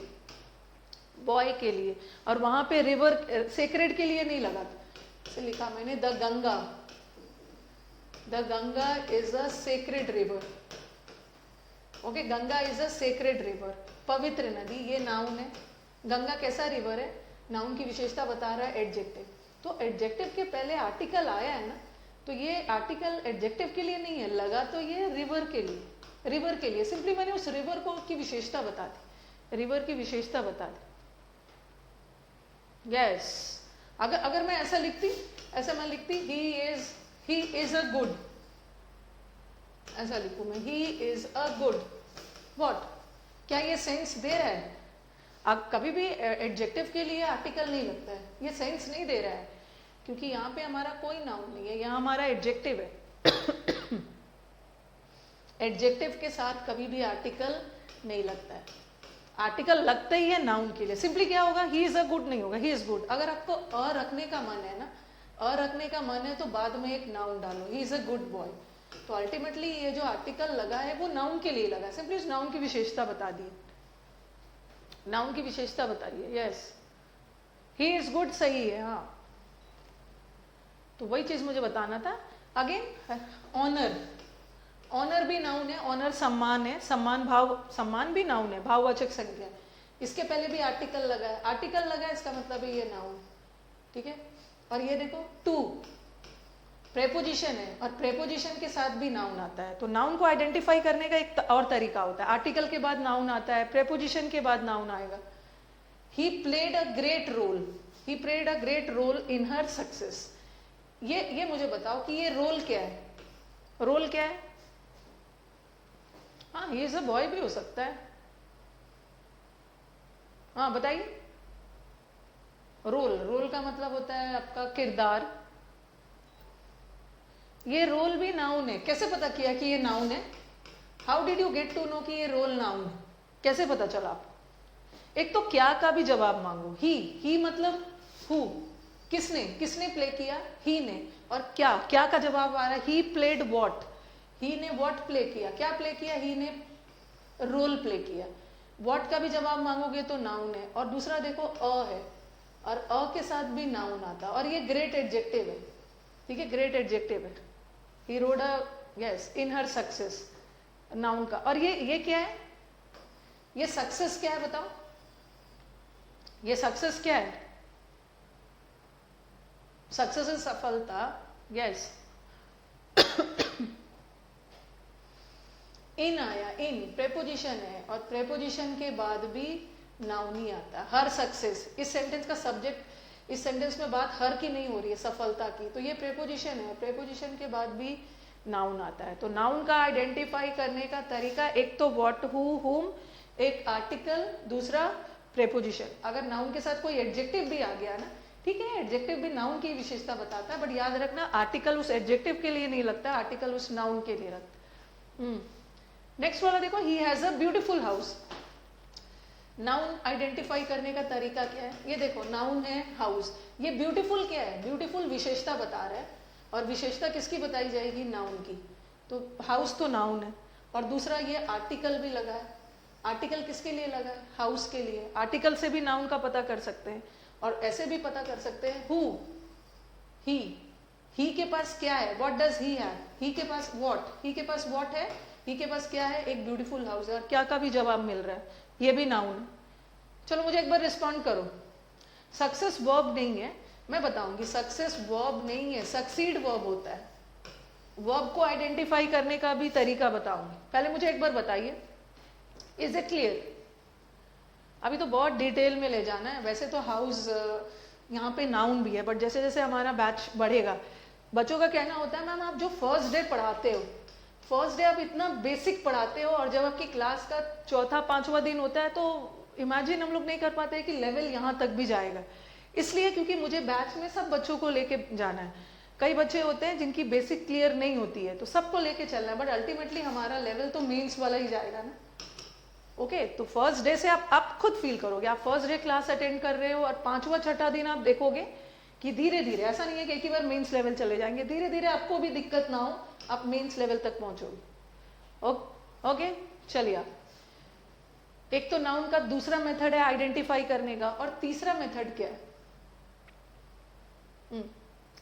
तीसरा मेथड मैं प्रेपोजिशन वाला बताऊंगी। ये ऑफ है प्रेपोजिशन। अभी मैंने क्या बोला कि प्रेपोजिशन का नाम ही है प्रेपोजिशन। इसको नाम को मैं अगर तोड़ती हूं तो क्या होगा? Pre plus position, pre plus position, yes, pre plus position. Okay, pre का मतलब होता है पहले, और पोजीशन का मतलब है स्थान। इसका नाम में पहला स्थान क्या है? किसके पहले? इसका स्थान किसके पहले आता है? तो प्रेपोजिशन का स्थान किसके पहले है? नाउन के पहले। ये देखो, ये फैन हमारा नाउन है, इसका स्थान किसके पहले है? प्रेपोजिशन के पहले। चाहे आप ऐसा भी याद कर सकते हो कि नाउन को आइडेंटिफाई करने का एक और तरीका होता है, प्रेपोजिशन के तुरंत बाद नाउन आता है। ये देखो, आफ्टर प्रेपोजिशन है, इसके तुरंत बाद नाउन है। म्यूजिक, ऑफ के तुरंत म्यूजिक भी नाउन है। ऑन द डेस्क, अभी इसको और भी बहुत डिटेल में पढ़ना है। कभी कभी आप जो बोलते हो ना, बताऊंगी आगे आगे कैसे, बहुत सारा कॉम्प्लिकेटेड, कहाँ कहाँ आपको दिक्कत आएगी। On the desk, on preposition है, प्रेपोजिशन के बाद नाउन, और ऐसे भी आर्टिकल भी तो लगा है। He road for several hours, ये फॉर प्रेपोजिशन, और प्रेपोजिशन के बाद नाउन, प्रेपोजिशन के बाद नाउन है। और ये सेवरल क्या है? Several adjective. और नाउन पहचानने का एक और तरीका होता है, और भी एक इजी तरीका है जो मैं बता रही हूँ। Of is a preposition, of is a preposition over here. ठीक है, अभी हम डिटेल में प्रेपोजिशन में सब आपको बताऊंगी। नेक्स्ट देखो, the students are sitting in the house. कभी कभी क्या होता है ना, वो मैं आपको अभी आपको बहुत ज्यादा आपके ऊपर बर्डन बोझ नहीं डालूंगी। कभी कभी बच्चों का कहना होता है कि मैम जहां भी वेयर का आंसर मांगते हैं ना, वो एडवर्ब होता है, लेकिन वेयर का आंसर प्रेपोजिशन भी देता है। तो वो आंख बंद करके ये नहीं सोच लेना है जहां भी वेयर, कहाँ गए थे, वेयर का मतलब कहाँ, तो जहां भी कहाँ का आंसर मांग रहे हो वो एडवर्ब भी होगा, कभी कभी प्रेपोजिशन भी हो सकता है, वो सब हम क्लियर करेंगे। ओके, वो क्या होगा? पहला 3 दिन अभी बेसिक चलेगा, उसके बाद मैं सब बताऊंगी क्लास के बाद। The students are sitting in the house, ये इन प्रेपोजिशन, और प्रेपोजिशन के बाद नाउन, प्रेपोजिशन के बाद नाउन आता है। इन प्रेपोजिशन में बताऊंगी इन क्या बता रहा है, प्लेस बता रहा है। ऐसा नहीं है कि प्लेस बताने वाले वर्ड हमेशा एडवर्ब ही होता है, प्लेस बताने वाला वर्ड प्रेपोजिशन भी हो सकता है, वो सब हम करेंगे, धीरे धीरे डिटेल में करेंगे। Please come in and take your seat. हाँ, चलिए बताइए कौन सा नाउन है यहाँ पे? नाउन कौन सा है? अंदर आइए और अपनी सीट लीजिए। नाउन कौन सा है यहाँ पे?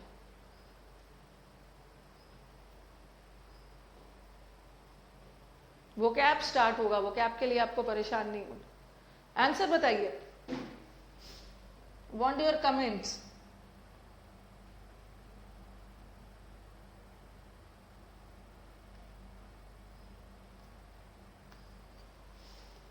आंसर बताइए। सीट, सीट, हाँ seat. Please take your seat. Your के बाद, योर आगे बताऊंगी, ये पोजेसिव एडजेक्टिव है, पोजेसिव एडजेक्टिव के बाद भी नाउन है। ही वेंट होम, ये होम क्या है?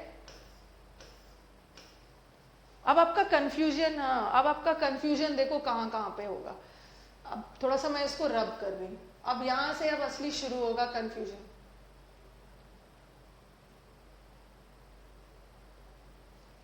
ये सब तो बता दिया। कई बार हमारे बच्चों का कंफ्यूजन क्या है? अच्छा चलो, ये वाला स्लाइड में ये तीनों को अभी रोकती हूँ, ठीक है, ये तीनों को अभी रोकती हूँ, ठीक है, ये तीनों को अभी इसलिए रोक रही हूँ, ये तीनों मैं तब पढ़ाऊंगी जब ये पढ़ा दूंगी, 1 मिनट रुक जाओ, जब ये वाला, हाँ जब ये पढ़ाऊंगी ना उसके बाद ये, हाँ कभी कभी बच्चों का कंफ्यूजन है प्रेपोजिशन और एडवर्ब। ओके, जब मैं ये पढ़ा लूंगी तो वो नीचे का तीनों सेंटेंसेस करूंगी। अभी अभी उसको रोक दो, नहीं अभी फिर वहां पे आपको दिक्कत होगी। अभी मैं 3 सेंटेंस को रोकती हूँ, फिर मैं आऊंगी उस पर। अभी तो बहुत सारी चीजें हैं पढ़ने के लिए।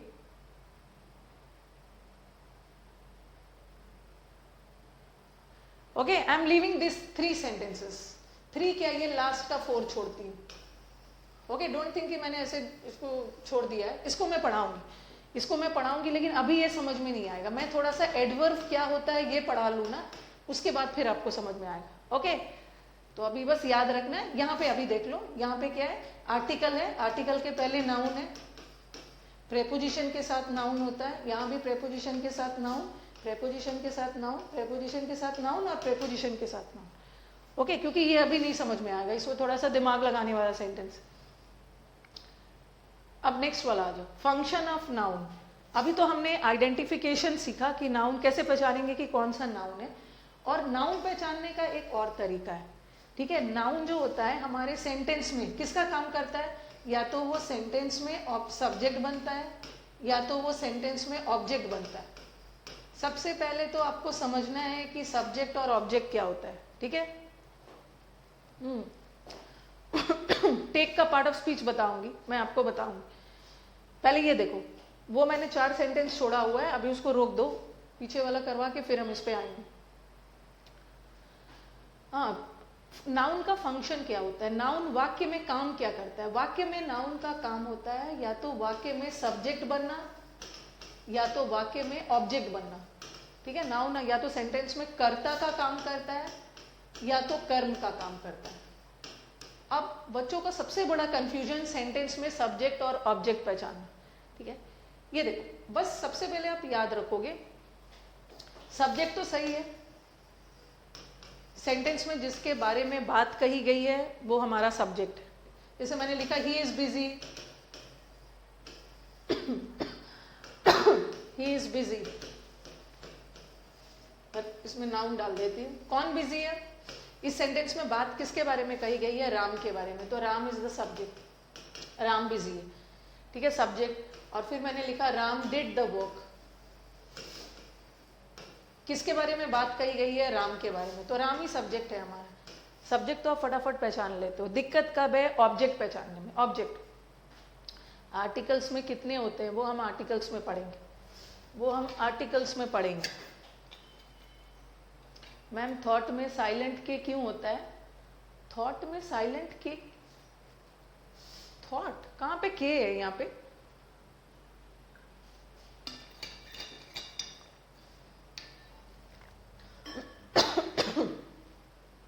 ऑब्जेक्ट पहचानने का तरीका सीखो। सब्जेक्ट और ऑब्जेक्ट में डिफरेंस क्या है, सब्जेक्ट कोई काम करता है, ठीक है, सब्जेक्ट कोई काम करता है और उसका इफेक्ट जाके ऑब्जेक्ट पे पड़ता है। ओके, तो in simple language subject is the doer और object is the receiver. Okay, काम सब्जेक्ट करता है और उसका इफेक्ट जाके ऑब्जेक्ट पे पड़ता है। ऑब्जेक्ट जो होता है उस एक्शन को रिसीव करता है, उस एक्शन को रिसीव करता है। मैंने लिखा the peon rang the bell, क्योंकि आपका कंफ्यूजन वाला एरिया क्या है, देखिए यहाँ पे जो हम ग्रामर का ना बहुत टेक्निकल स्टडी कर रहे हैं, जहाँ पे आपको कंफ्यूजन होता है। कभी कभी आप क्या सोचते हो, कभी कभी आप सब्जेक्ट कॉम्प्लीमेंट को, कभी कभी आप गलती से सब्जेक्ट कॉम्प्लीमेंट को ही ऑब्जेक्ट समझ लेते हो। इस स्लाइड में मुझे यही बताना है कि सब्जेक्ट कॉम्प्लीमेंट को आप स्टूडेंट्स गलती से ऑब्जेक्ट समझ लेते हो, तो वो ऑब्जेक्ट नहीं होता है। ऑब्जेक्ट क्या होता है, सब्जेक्ट कोई काम कर रहा है और उसका इफेक्ट जाके ऑब्जेक्ट पे पड़ रहा है। जैसे मैंने लिखा the peon rang the bell, इस सेंटेंस का सब्जेक्ट क्या है, इस सेंटेंस का सब्जेक्ट इज प्यून। प्यून ने क्या किया, बेल को रिंग किया।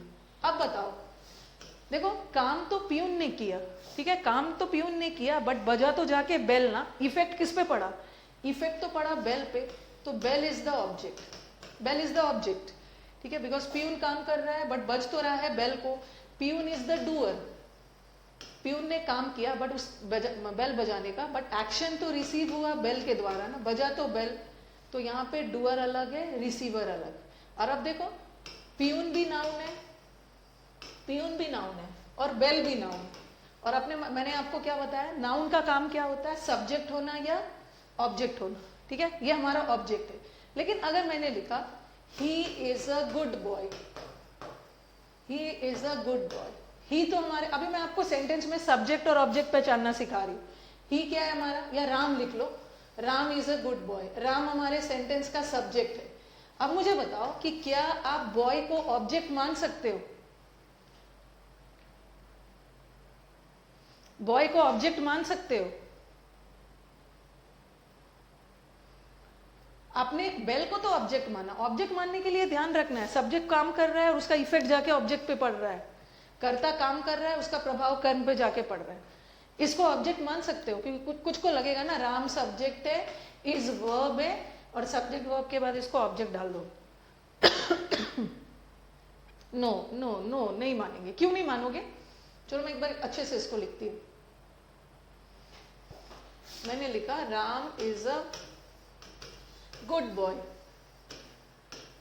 ठीक है, Ram is a good boy, और राम हेल्प्ड मी।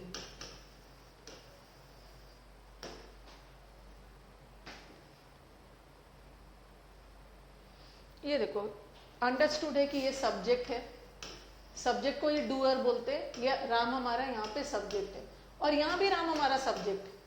यहाँ पे, हाँ यहाँ पे ये पहले मुझे बताओ ये मी क्या है, ये मी ऑब्जेक्ट है कि ये मी ऑब्जेक्ट है? मी ऑब्जेक्ट है, Ram helped me.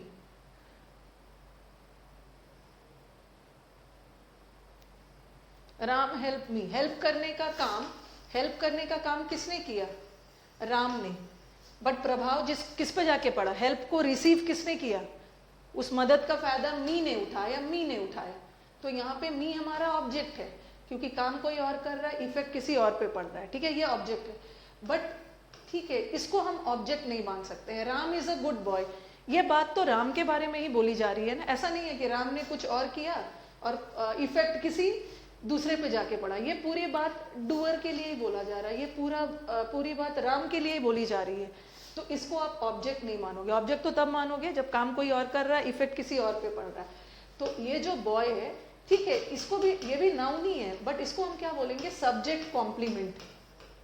Subject complement, complement का मतलब क्या है? पूरक या क्वालिफायर भी बोल सकते हो। यहाँ सब्जेक्ट के बारे में ही एडिशनल जानकारी दी जा रही है। राम क्या है? राम एक गुड बॉय है, तो ये भी सब्जेक्ट है, इसको हम सब्जेक्ट कॉम्प्लीमेंट बोलते हैं। सब्जेक्ट के बारे में एक्स्ट्रा जानकारी दी जा रही है, इसको ऑब्जेक्ट नहीं मानोगे।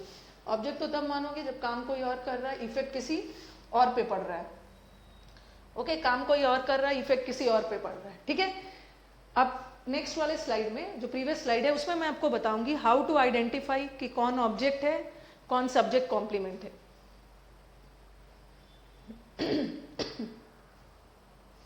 चलिए आप बताइए, आप लोग, अभी तो समझा दिया, आप बताएंगे नाउन का काम क्या होता है। नाउन सब्जेक्ट और ऑब्जेक्ट तो बनता है, बट नाउन सब्जेक्ट कॉम्प्लीमेंट भी बन सकता है, ऑब्जेक्ट कॉम्प्लीमेंट भी बन सकता है। अभी मैं बता रही हूँ क्या सब्जेक्ट कॉम्प्लीमेंट है, क्या ऑब्जेक्ट कॉम्प्लीमेंट है। पहला वाला सेंटेंस देखो, पहले आप मुझे बताओगे, ये हमारा सेंटेंस का आंसर देना शुरू करिए। प्यून हमारे सेंटेंस का सब्जेक्ट है। क्या हम बेल को ऑब्जेक्ट मान सकते हैं? हम ये कॉम्प्लीमेंट के बारे में बाद में बात करेंगे। पहले हम वाक्य में आइडेंटिफाई करना सीखेंगे कि सब्जेक्ट कौन है, ऑब्जेक्ट कौन है। मान सकते हैं?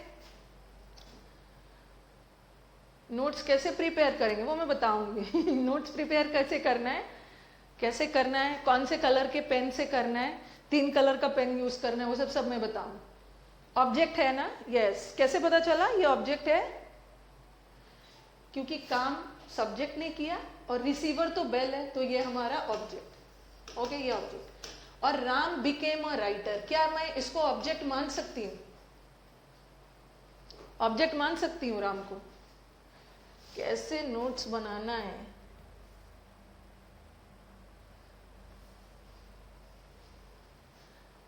नहीं, क्यों नहीं मान सकती हूँ? राम राइटर बन गया, ऐसा नहीं है कि राम ने कोई काम किया जाके राइटर पे इफेक्ट पड़ा, राम ही तो राइटर बना। तो यहाँ राम सब्जेक्ट है और सब्जेक्ट के बारे में ये एडिशनल जानकारी दी जा रही है, तो ये ऑब्जेक्ट नहीं है, ये ऑब्जेक्ट नहीं है। इसको हम क्या बोलेंगे, इसको हम बोलेंगे सब्जेक्ट कॉम्प्लीमेंट। सब्जेक्ट के बारे में एक्स्ट्रा जानकारी दी जा रही है, पूरक है, सब्जेक्ट का ये पूरक है, सब्जेक्ट के बारे में एडिशनल जानकारी दी जा रही है, सब्जेक्ट कॉम्प्लीमेंट। यस, नेक्स्ट वाला आइए। I as a teacher of English am teaching grammar. मैं एक इंग्लिश टीचर के रोल में आपको ग्रामर पढ़ा रही हूँ, एज ए इंग्लिश टीचर। चलिए मुझे बताइए इस सेंटेंस का सब्जेक्ट कौन है? आई सब्जेक्ट है। I as a teacher of English, ये क्या है? ये टीचर भी नाउन ही है, ये टीचर ऑफ इंग्लिश क्या है? अब मुझे बताओ, I as a teacher of English, क्या ये ऑब्जेक्ट है? क्या ये ऑब्जेक्ट है? आई सब्जेक्ट है, सब्जेक्ट होने के लिए नाउन प्रोनाउन दोनों हो सकता है। प्रोनाउन जो जो काम नाउन करेगा वही वही काम प्रोनाउन भी करेगा।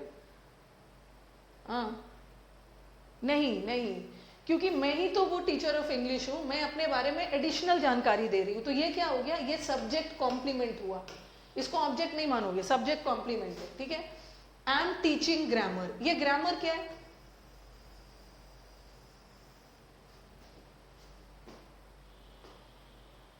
आई एम टीचिंग वॉट?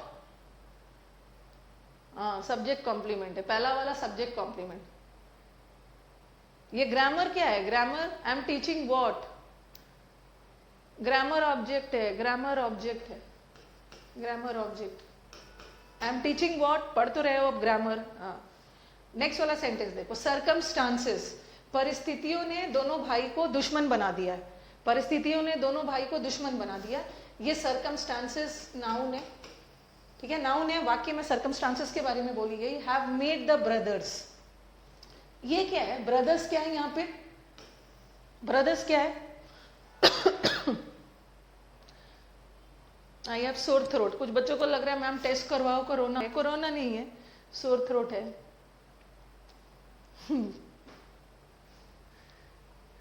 हाँ, सरकमस्टांसेस हैव मेड, सरकमस्टांसेस ने किसे? परिस्थितियों का प्रभाव तो भाइयों पर पड़ा ना, भाई ऑब्जेक्ट है। अब मुझे बताओ कि ये एनिमीज क्या है? भाइयों को दुश्मन बना दिया है, एनिमीज क्या है? ब्रदर्स, सरकमस्टांसेस का प्रभाव किस पे पड़ रहा है? भाइयों पे, दोनों भाइयों को दुश्मन बना दिया, ये एनिमीज क्या है? देखो, ये भाई को क्या बनाया? एनिमीज।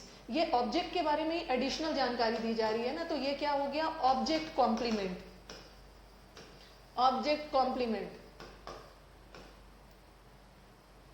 ऑब्जेक्ट, ऑब्जेक्ट कॉम्प्लीमेंट बोलेंगे, वेरी गुड, ऑब्जेक्ट कॉम्प्लीमेंट। तो सब्जेक्ट का भी कॉम्प्लीमेंट होता है, जो सब्जेक्ट के बारे में अतिरिक्त जानकारी दे वो सब्जेक्ट कॉम्प्लीमेंट, और जो ऑब्जेक्ट के बारे में अतिरिक्त जानकारी दे, ऐसा नहीं है, ऐसा नहीं है कि भाई अलग है और एनिमीज अलग है, वो दोनों भाई ही दुश्मन बन गए, तो ऑब्जेक्ट के बारे में ही एडिशनल जानकारी दी जा रही। ओके, अब नेक्स्ट देखो, द कमिटी इलेक्टेड, काम किसने किया? कमिटी ने, कमिटी सब्जेक्ट, किसको इलेक्ट किया? मिस्टर सिन्हा को, कमिटी ने इलेक्ट किया, बट प्रभाव तो जाके मिस्टर सिन्हा पे पड़ा ना, इलेक्ट तो मिस्टर सिन्हा हुए, ये हमारा ऑब्जेक्ट हो गया। अब ये क्या है? द प्रेसिडेंट, प्रेसिडेंट क्या है? What is president?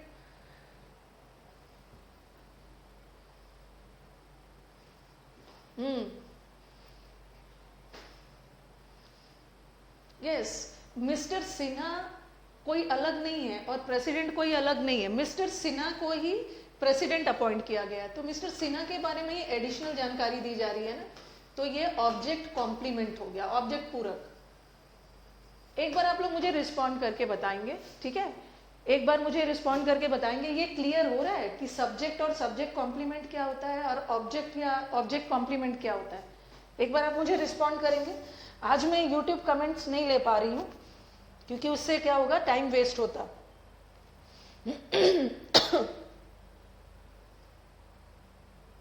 रिस्पॉन्ड करके बताइए। हाँ, चलो क्लियर हो रहा है। सी वाला समझ में नहीं आया, सी में एक बार मुझे बताओगे कि क्या समझ में नहीं आया, एक बार बताइए।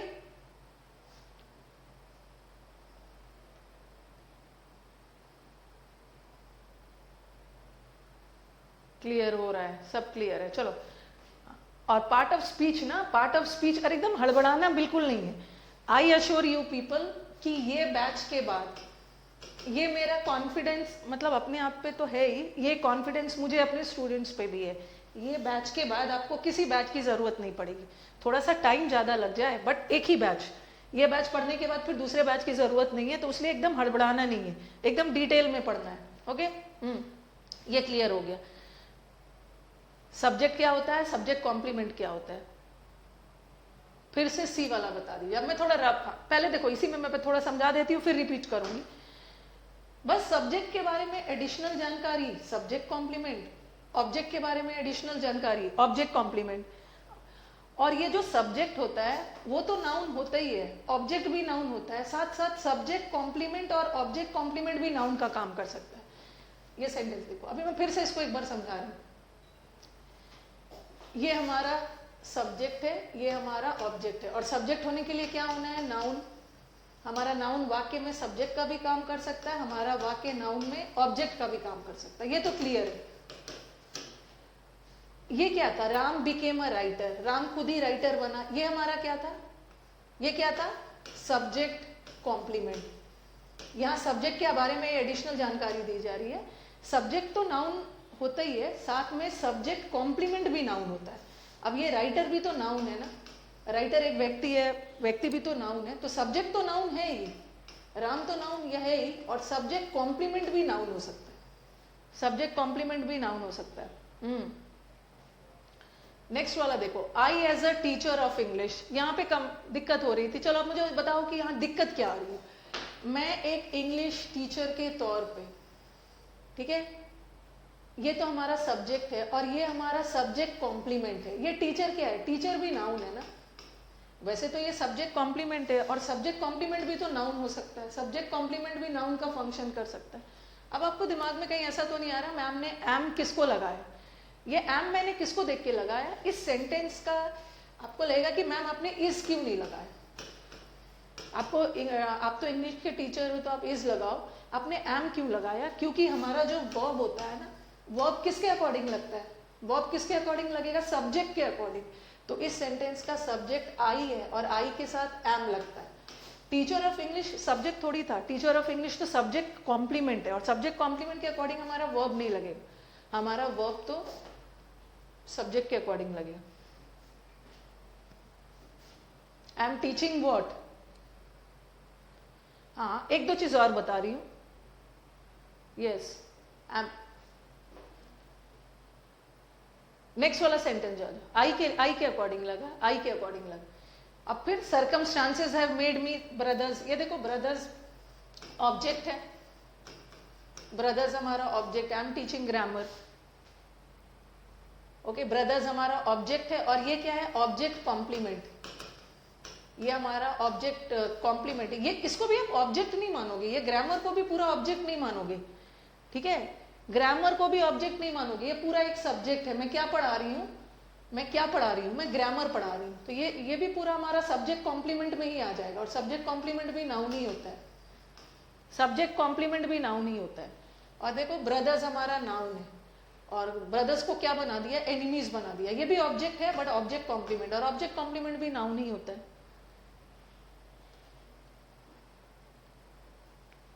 नेक्स्ट वाला सेंटेंस देखो, द कमिटी इलेक्टेड, किसको इलेक्ट किया, mister Sinha, mister Sinha object है और ये ऑब्जेक्ट कॉम्प्लीमेंट है, तो ऑब्जेक्ट कॉम्प्लीमेंट होने के लिए भी नाउन ही है, दोनों नाउन, दोनों नाउन। यस, ये हो सकता है as a teacher of English, ऐसा भी बोल सकते हो, वो भी गलत नहीं है। ओके, तो चलो आगे बढ़ें, अभी तो हम नाउन में ही हैं, आगे बढ़ा जाए। विनोद को एकदम यूट्यूब वालों ने ट्रेंडिंग में ला दिया है। अब आगे बढ़ा जाए, इसको भी ऑब्जेक्ट नहीं मानना है, ठीक है, ये नाउन है, सब्जेक्ट के बारे में, as a teacher of English I am teaching grammar,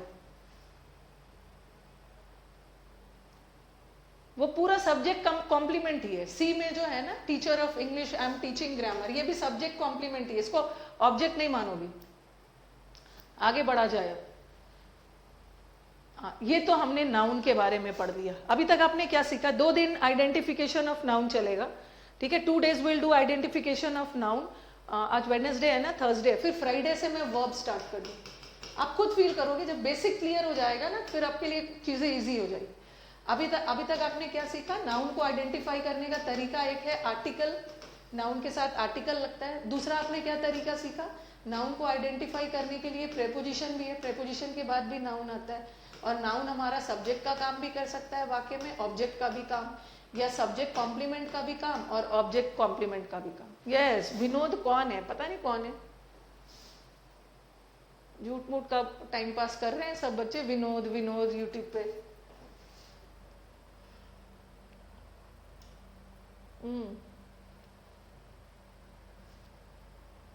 चलिए अब आगे बढ़ा जाए। पूरा सब शशि, आई एम टीचिंग ग्रामर, वो जो पूरा आ जाएगा ना, ऐसा नहीं है कि ग्रामर पे जाके इफेक्ट पड़ रहा है। सबसे पहले ग्रामर का स्पेलिंग सही लिखेंगे, ये तो खतरनाक है भाई। ग्रामर पढ़ रहे हो और उड़ा दिया ग्रामर का स्पेलिंग ही, GRAMMER, गलती से भी नहीं। 20, 40, 50% students are writing this as ER, it's AR, it's AR।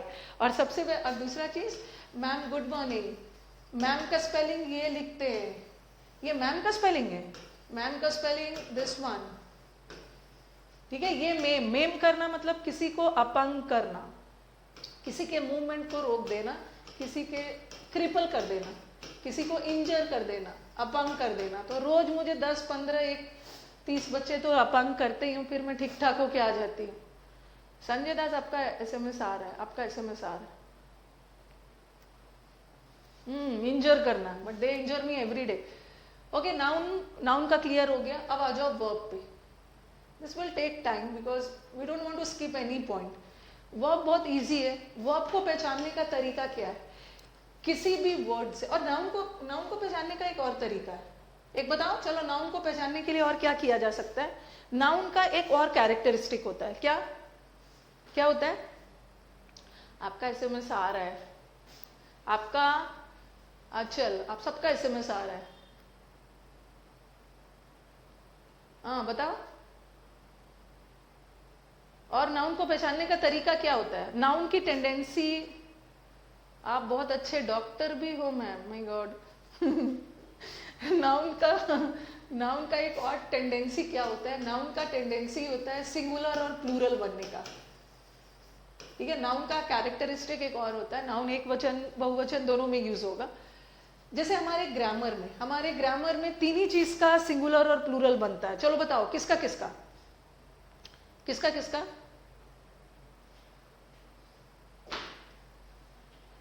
Part of speech 2 दिन लगेगा, ठीक है। पार्ट ऑफ स्पीच 2 दिन लगेगा, उसमें आपका पूरा पार्ट ऑफ स्पीच ओवर हो जाएगा। उसके बाद आप फटाफट आइडेंटिफाई करना सीख जाओगे।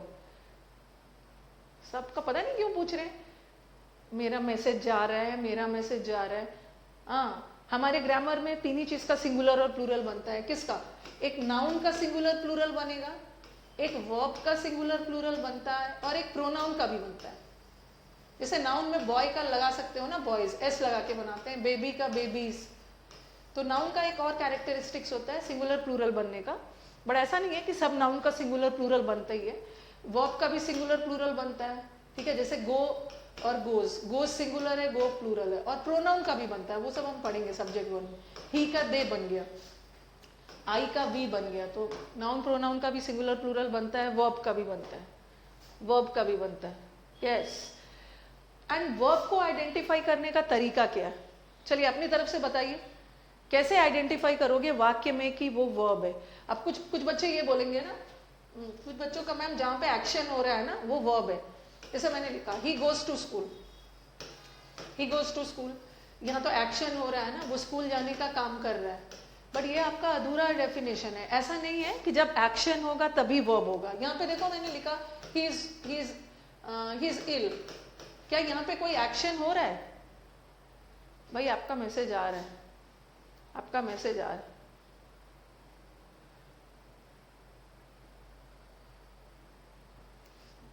चलिए बताइए।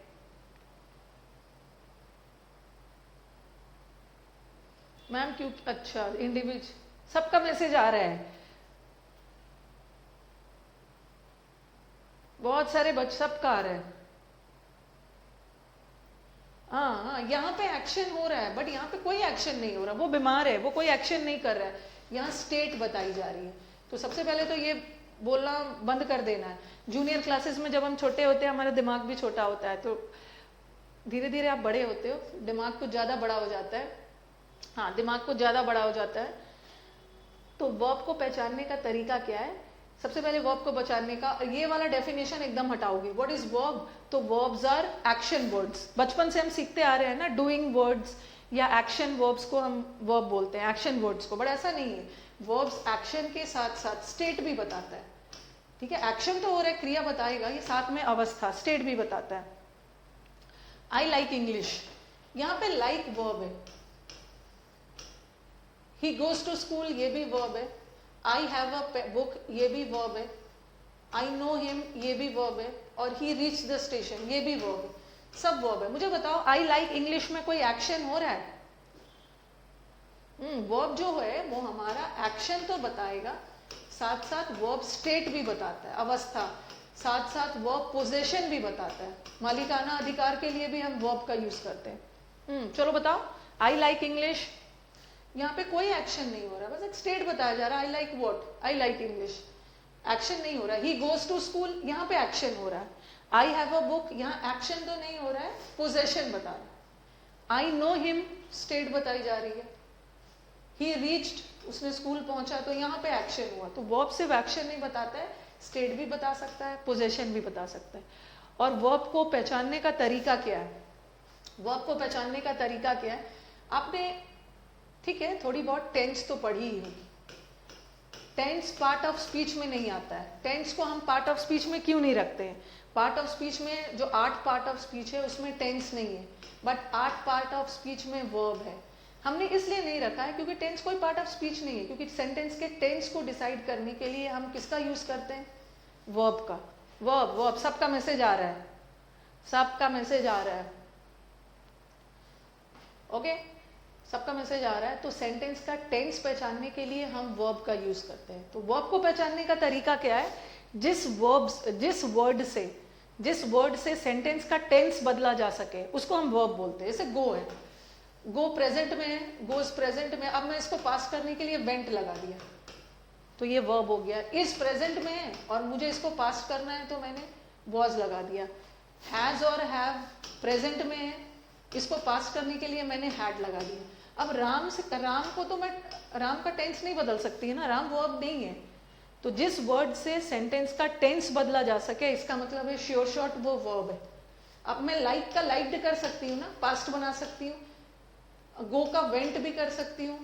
अगर कंटिन्यूअस में रखना है तो आईएनजी भी कर सकती हूँ। तो मैं इस वर्ड से इंग्लिश का टेंस नहीं बदल सकती, आई का टेंस नहीं बदल सकती। इस वाक्य में मैं एक ही वर्ड का टेंस बदल सकती हूँ, वो है लाइक का। अभी नायर, मैम मेरा नाम ले लो। अच्छा, टाइम ओवर हो गया है। अच्छा, बस कहाँ से टाइम ओवर हो गया है? 11 o'clock खत्म होगा ना, 11 o'clock खत्म होगा। आई हैव अ बुक, इसका टेंस बदल सकते हो ना। हैव का क्या कर सकते हो? हैड कर सकते हो।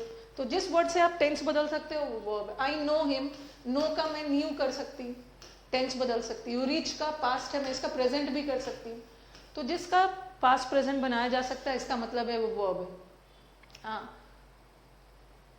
2 minutes left. Yes, I don't see the time and all, इसीलिए मैंने यहाँ पे कोई वॉच वगैरह नहीं रखा है, क्लॉक वगैरह नहीं रखा है। 2 मिनट और है, लैंड करवा दो। अभी कहाँ से, अभी लैंड करवा दो।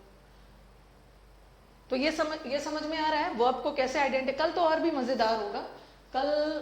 कल ऐसी चीजें करेंगे ना जहाँ पे आपका कंफ्यूजन है। स्टूडेंट्स का कहना होता है, जैसे एक ने बोला मैम आप तो डॉक्टर भी हो। हाँ, कभी कभी मैं डॉक्टर बन जाती हूँ।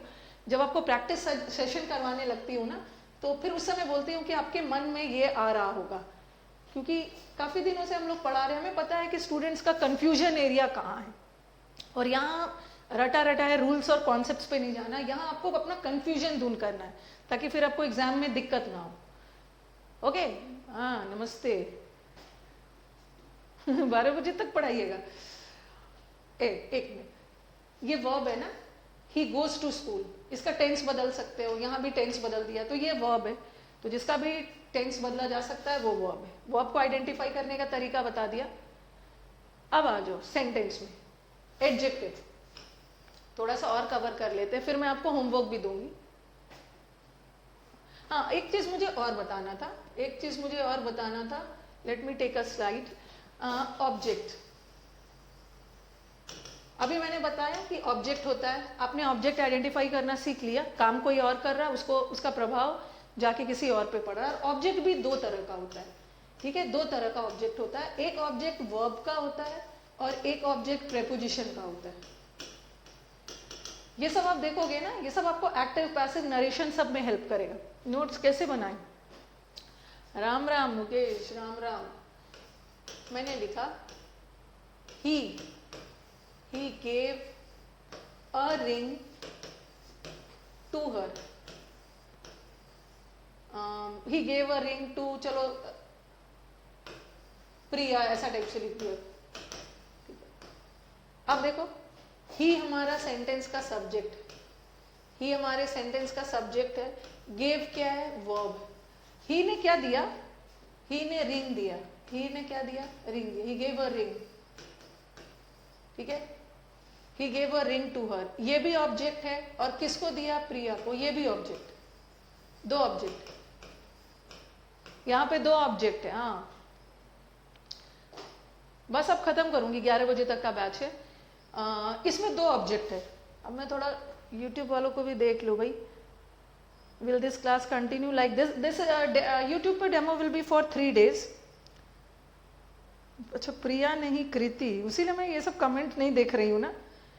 YouTube वाला कमेंट मैं देख ही नहीं रही थी, नहीं तो यही सब करेंगे, प्रिया नहीं कृति, ये सब ड्रामा करेंगे। अब एंड करूंगी। He gave a ring to Priya. हाँ चलो बताओ।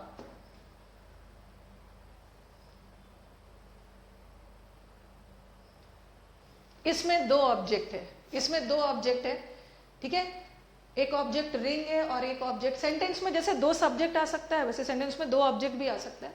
ये भी ऑब्जेक्ट है, ये भी ऑब्जेक्ट है, लेकिन ये मैंने क्या बोला, ऑब्जेक्ट दो तरह के होते हैं। एक ऑब्जेक्ट वर्ब का होता है और एक ऑब्जेक्ट प्रेपोजिशन का होता है। ये जो ऑब्जेक्ट आया है ना, ये डायरेक्टली वर्ब के बाद आया है, तो ये किसका ऑब्जेक्ट है? ये वर्ब का ऑब्जेक्ट है, ये वर्ब का ऑब्जेक्ट है, ठीक है। और ये ऑब्जेक्ट किसका है? ये टू प्रेपोजिशन है। ये किसका ऑब्जेक्ट है? ये प्रेपोजिशन का ऑब्जेक्ट है। ओके, तो सेंटेंस में दो तरह का ऑब्जेक्ट होता है। एक जो वर्ब के तुरंत बाद आए वो वर्ब का ऑब्जेक्ट है, और ये प्रेपोजिशन का ऑब्जेक्ट है। अभी डायरेक्ट इनडायरेक्ट नहीं बोलोगे, ठीक है, डायरेक्ट इनडायरेक्ट नहीं बोलोगे। एक वर्ब का ऑब्जेक्ट है और एक प्रेपोजिशन का ऑब्जेक्ट है, ठीक है। हाँ, प्रिया प्रेपोजिशन का ऑब्जेक्ट है। लेकिन अगर मैं ऐसा लिखूं, ही गेव अ, ऐसा लिख दिया, he gave Priya a ring.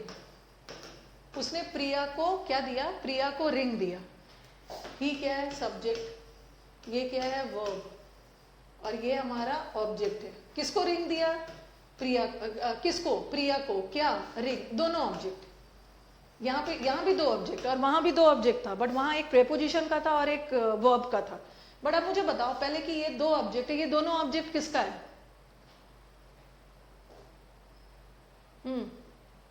दोनों ऑब्जेक्ट किसका है?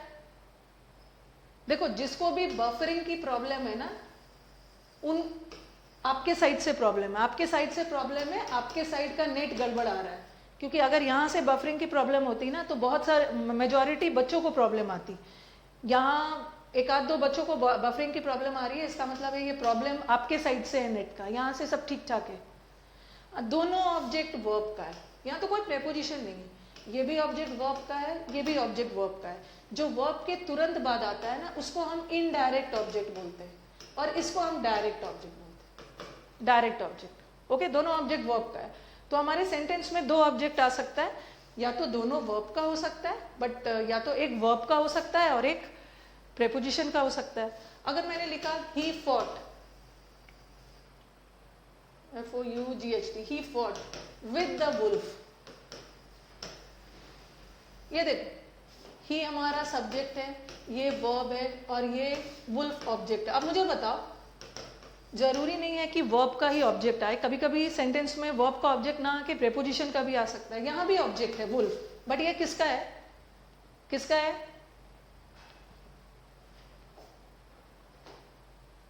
नहीं, क्लास 11 o'clock तक है ना, अब मैं एंड कर रही हूँ। ये किसका ऑब्जेक्ट है?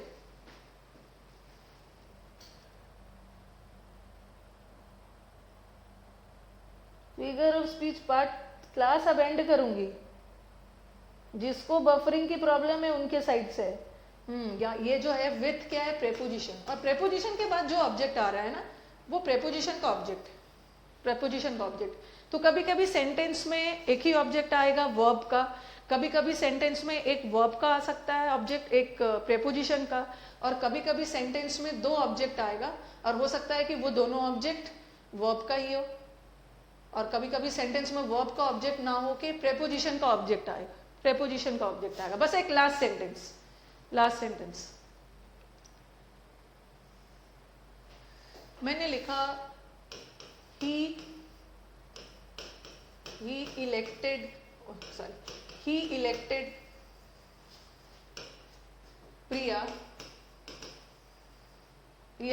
Priya the principal। he elected Priya the principal, उसने प्रिया को प्रिंसिपल इलेक्ट किया। मेरा भी नाम ले लीजिए, अनुज ले लिया। ये हमारा सब्जेक्ट है और ये हमारा वर्ब है और ये हमारा ऑब्जेक्ट है। अब मुझे बताओ कि इस सेंटेंस में कितना ऑब्जेक्ट है? कितना ऑब्जेक्ट है? कितना ऑब्जेक्ट है? यहाँ तो कोई प्रेपोजिशन है ही नहीं, तो कहां से प्रेपोजिशन का ऑब्जेक्ट मानो? कितना ऑब्जेक्ट है यहाँ पे? ठीक है, ये तो कंफर्म है, ये ऑब्जेक्ट है।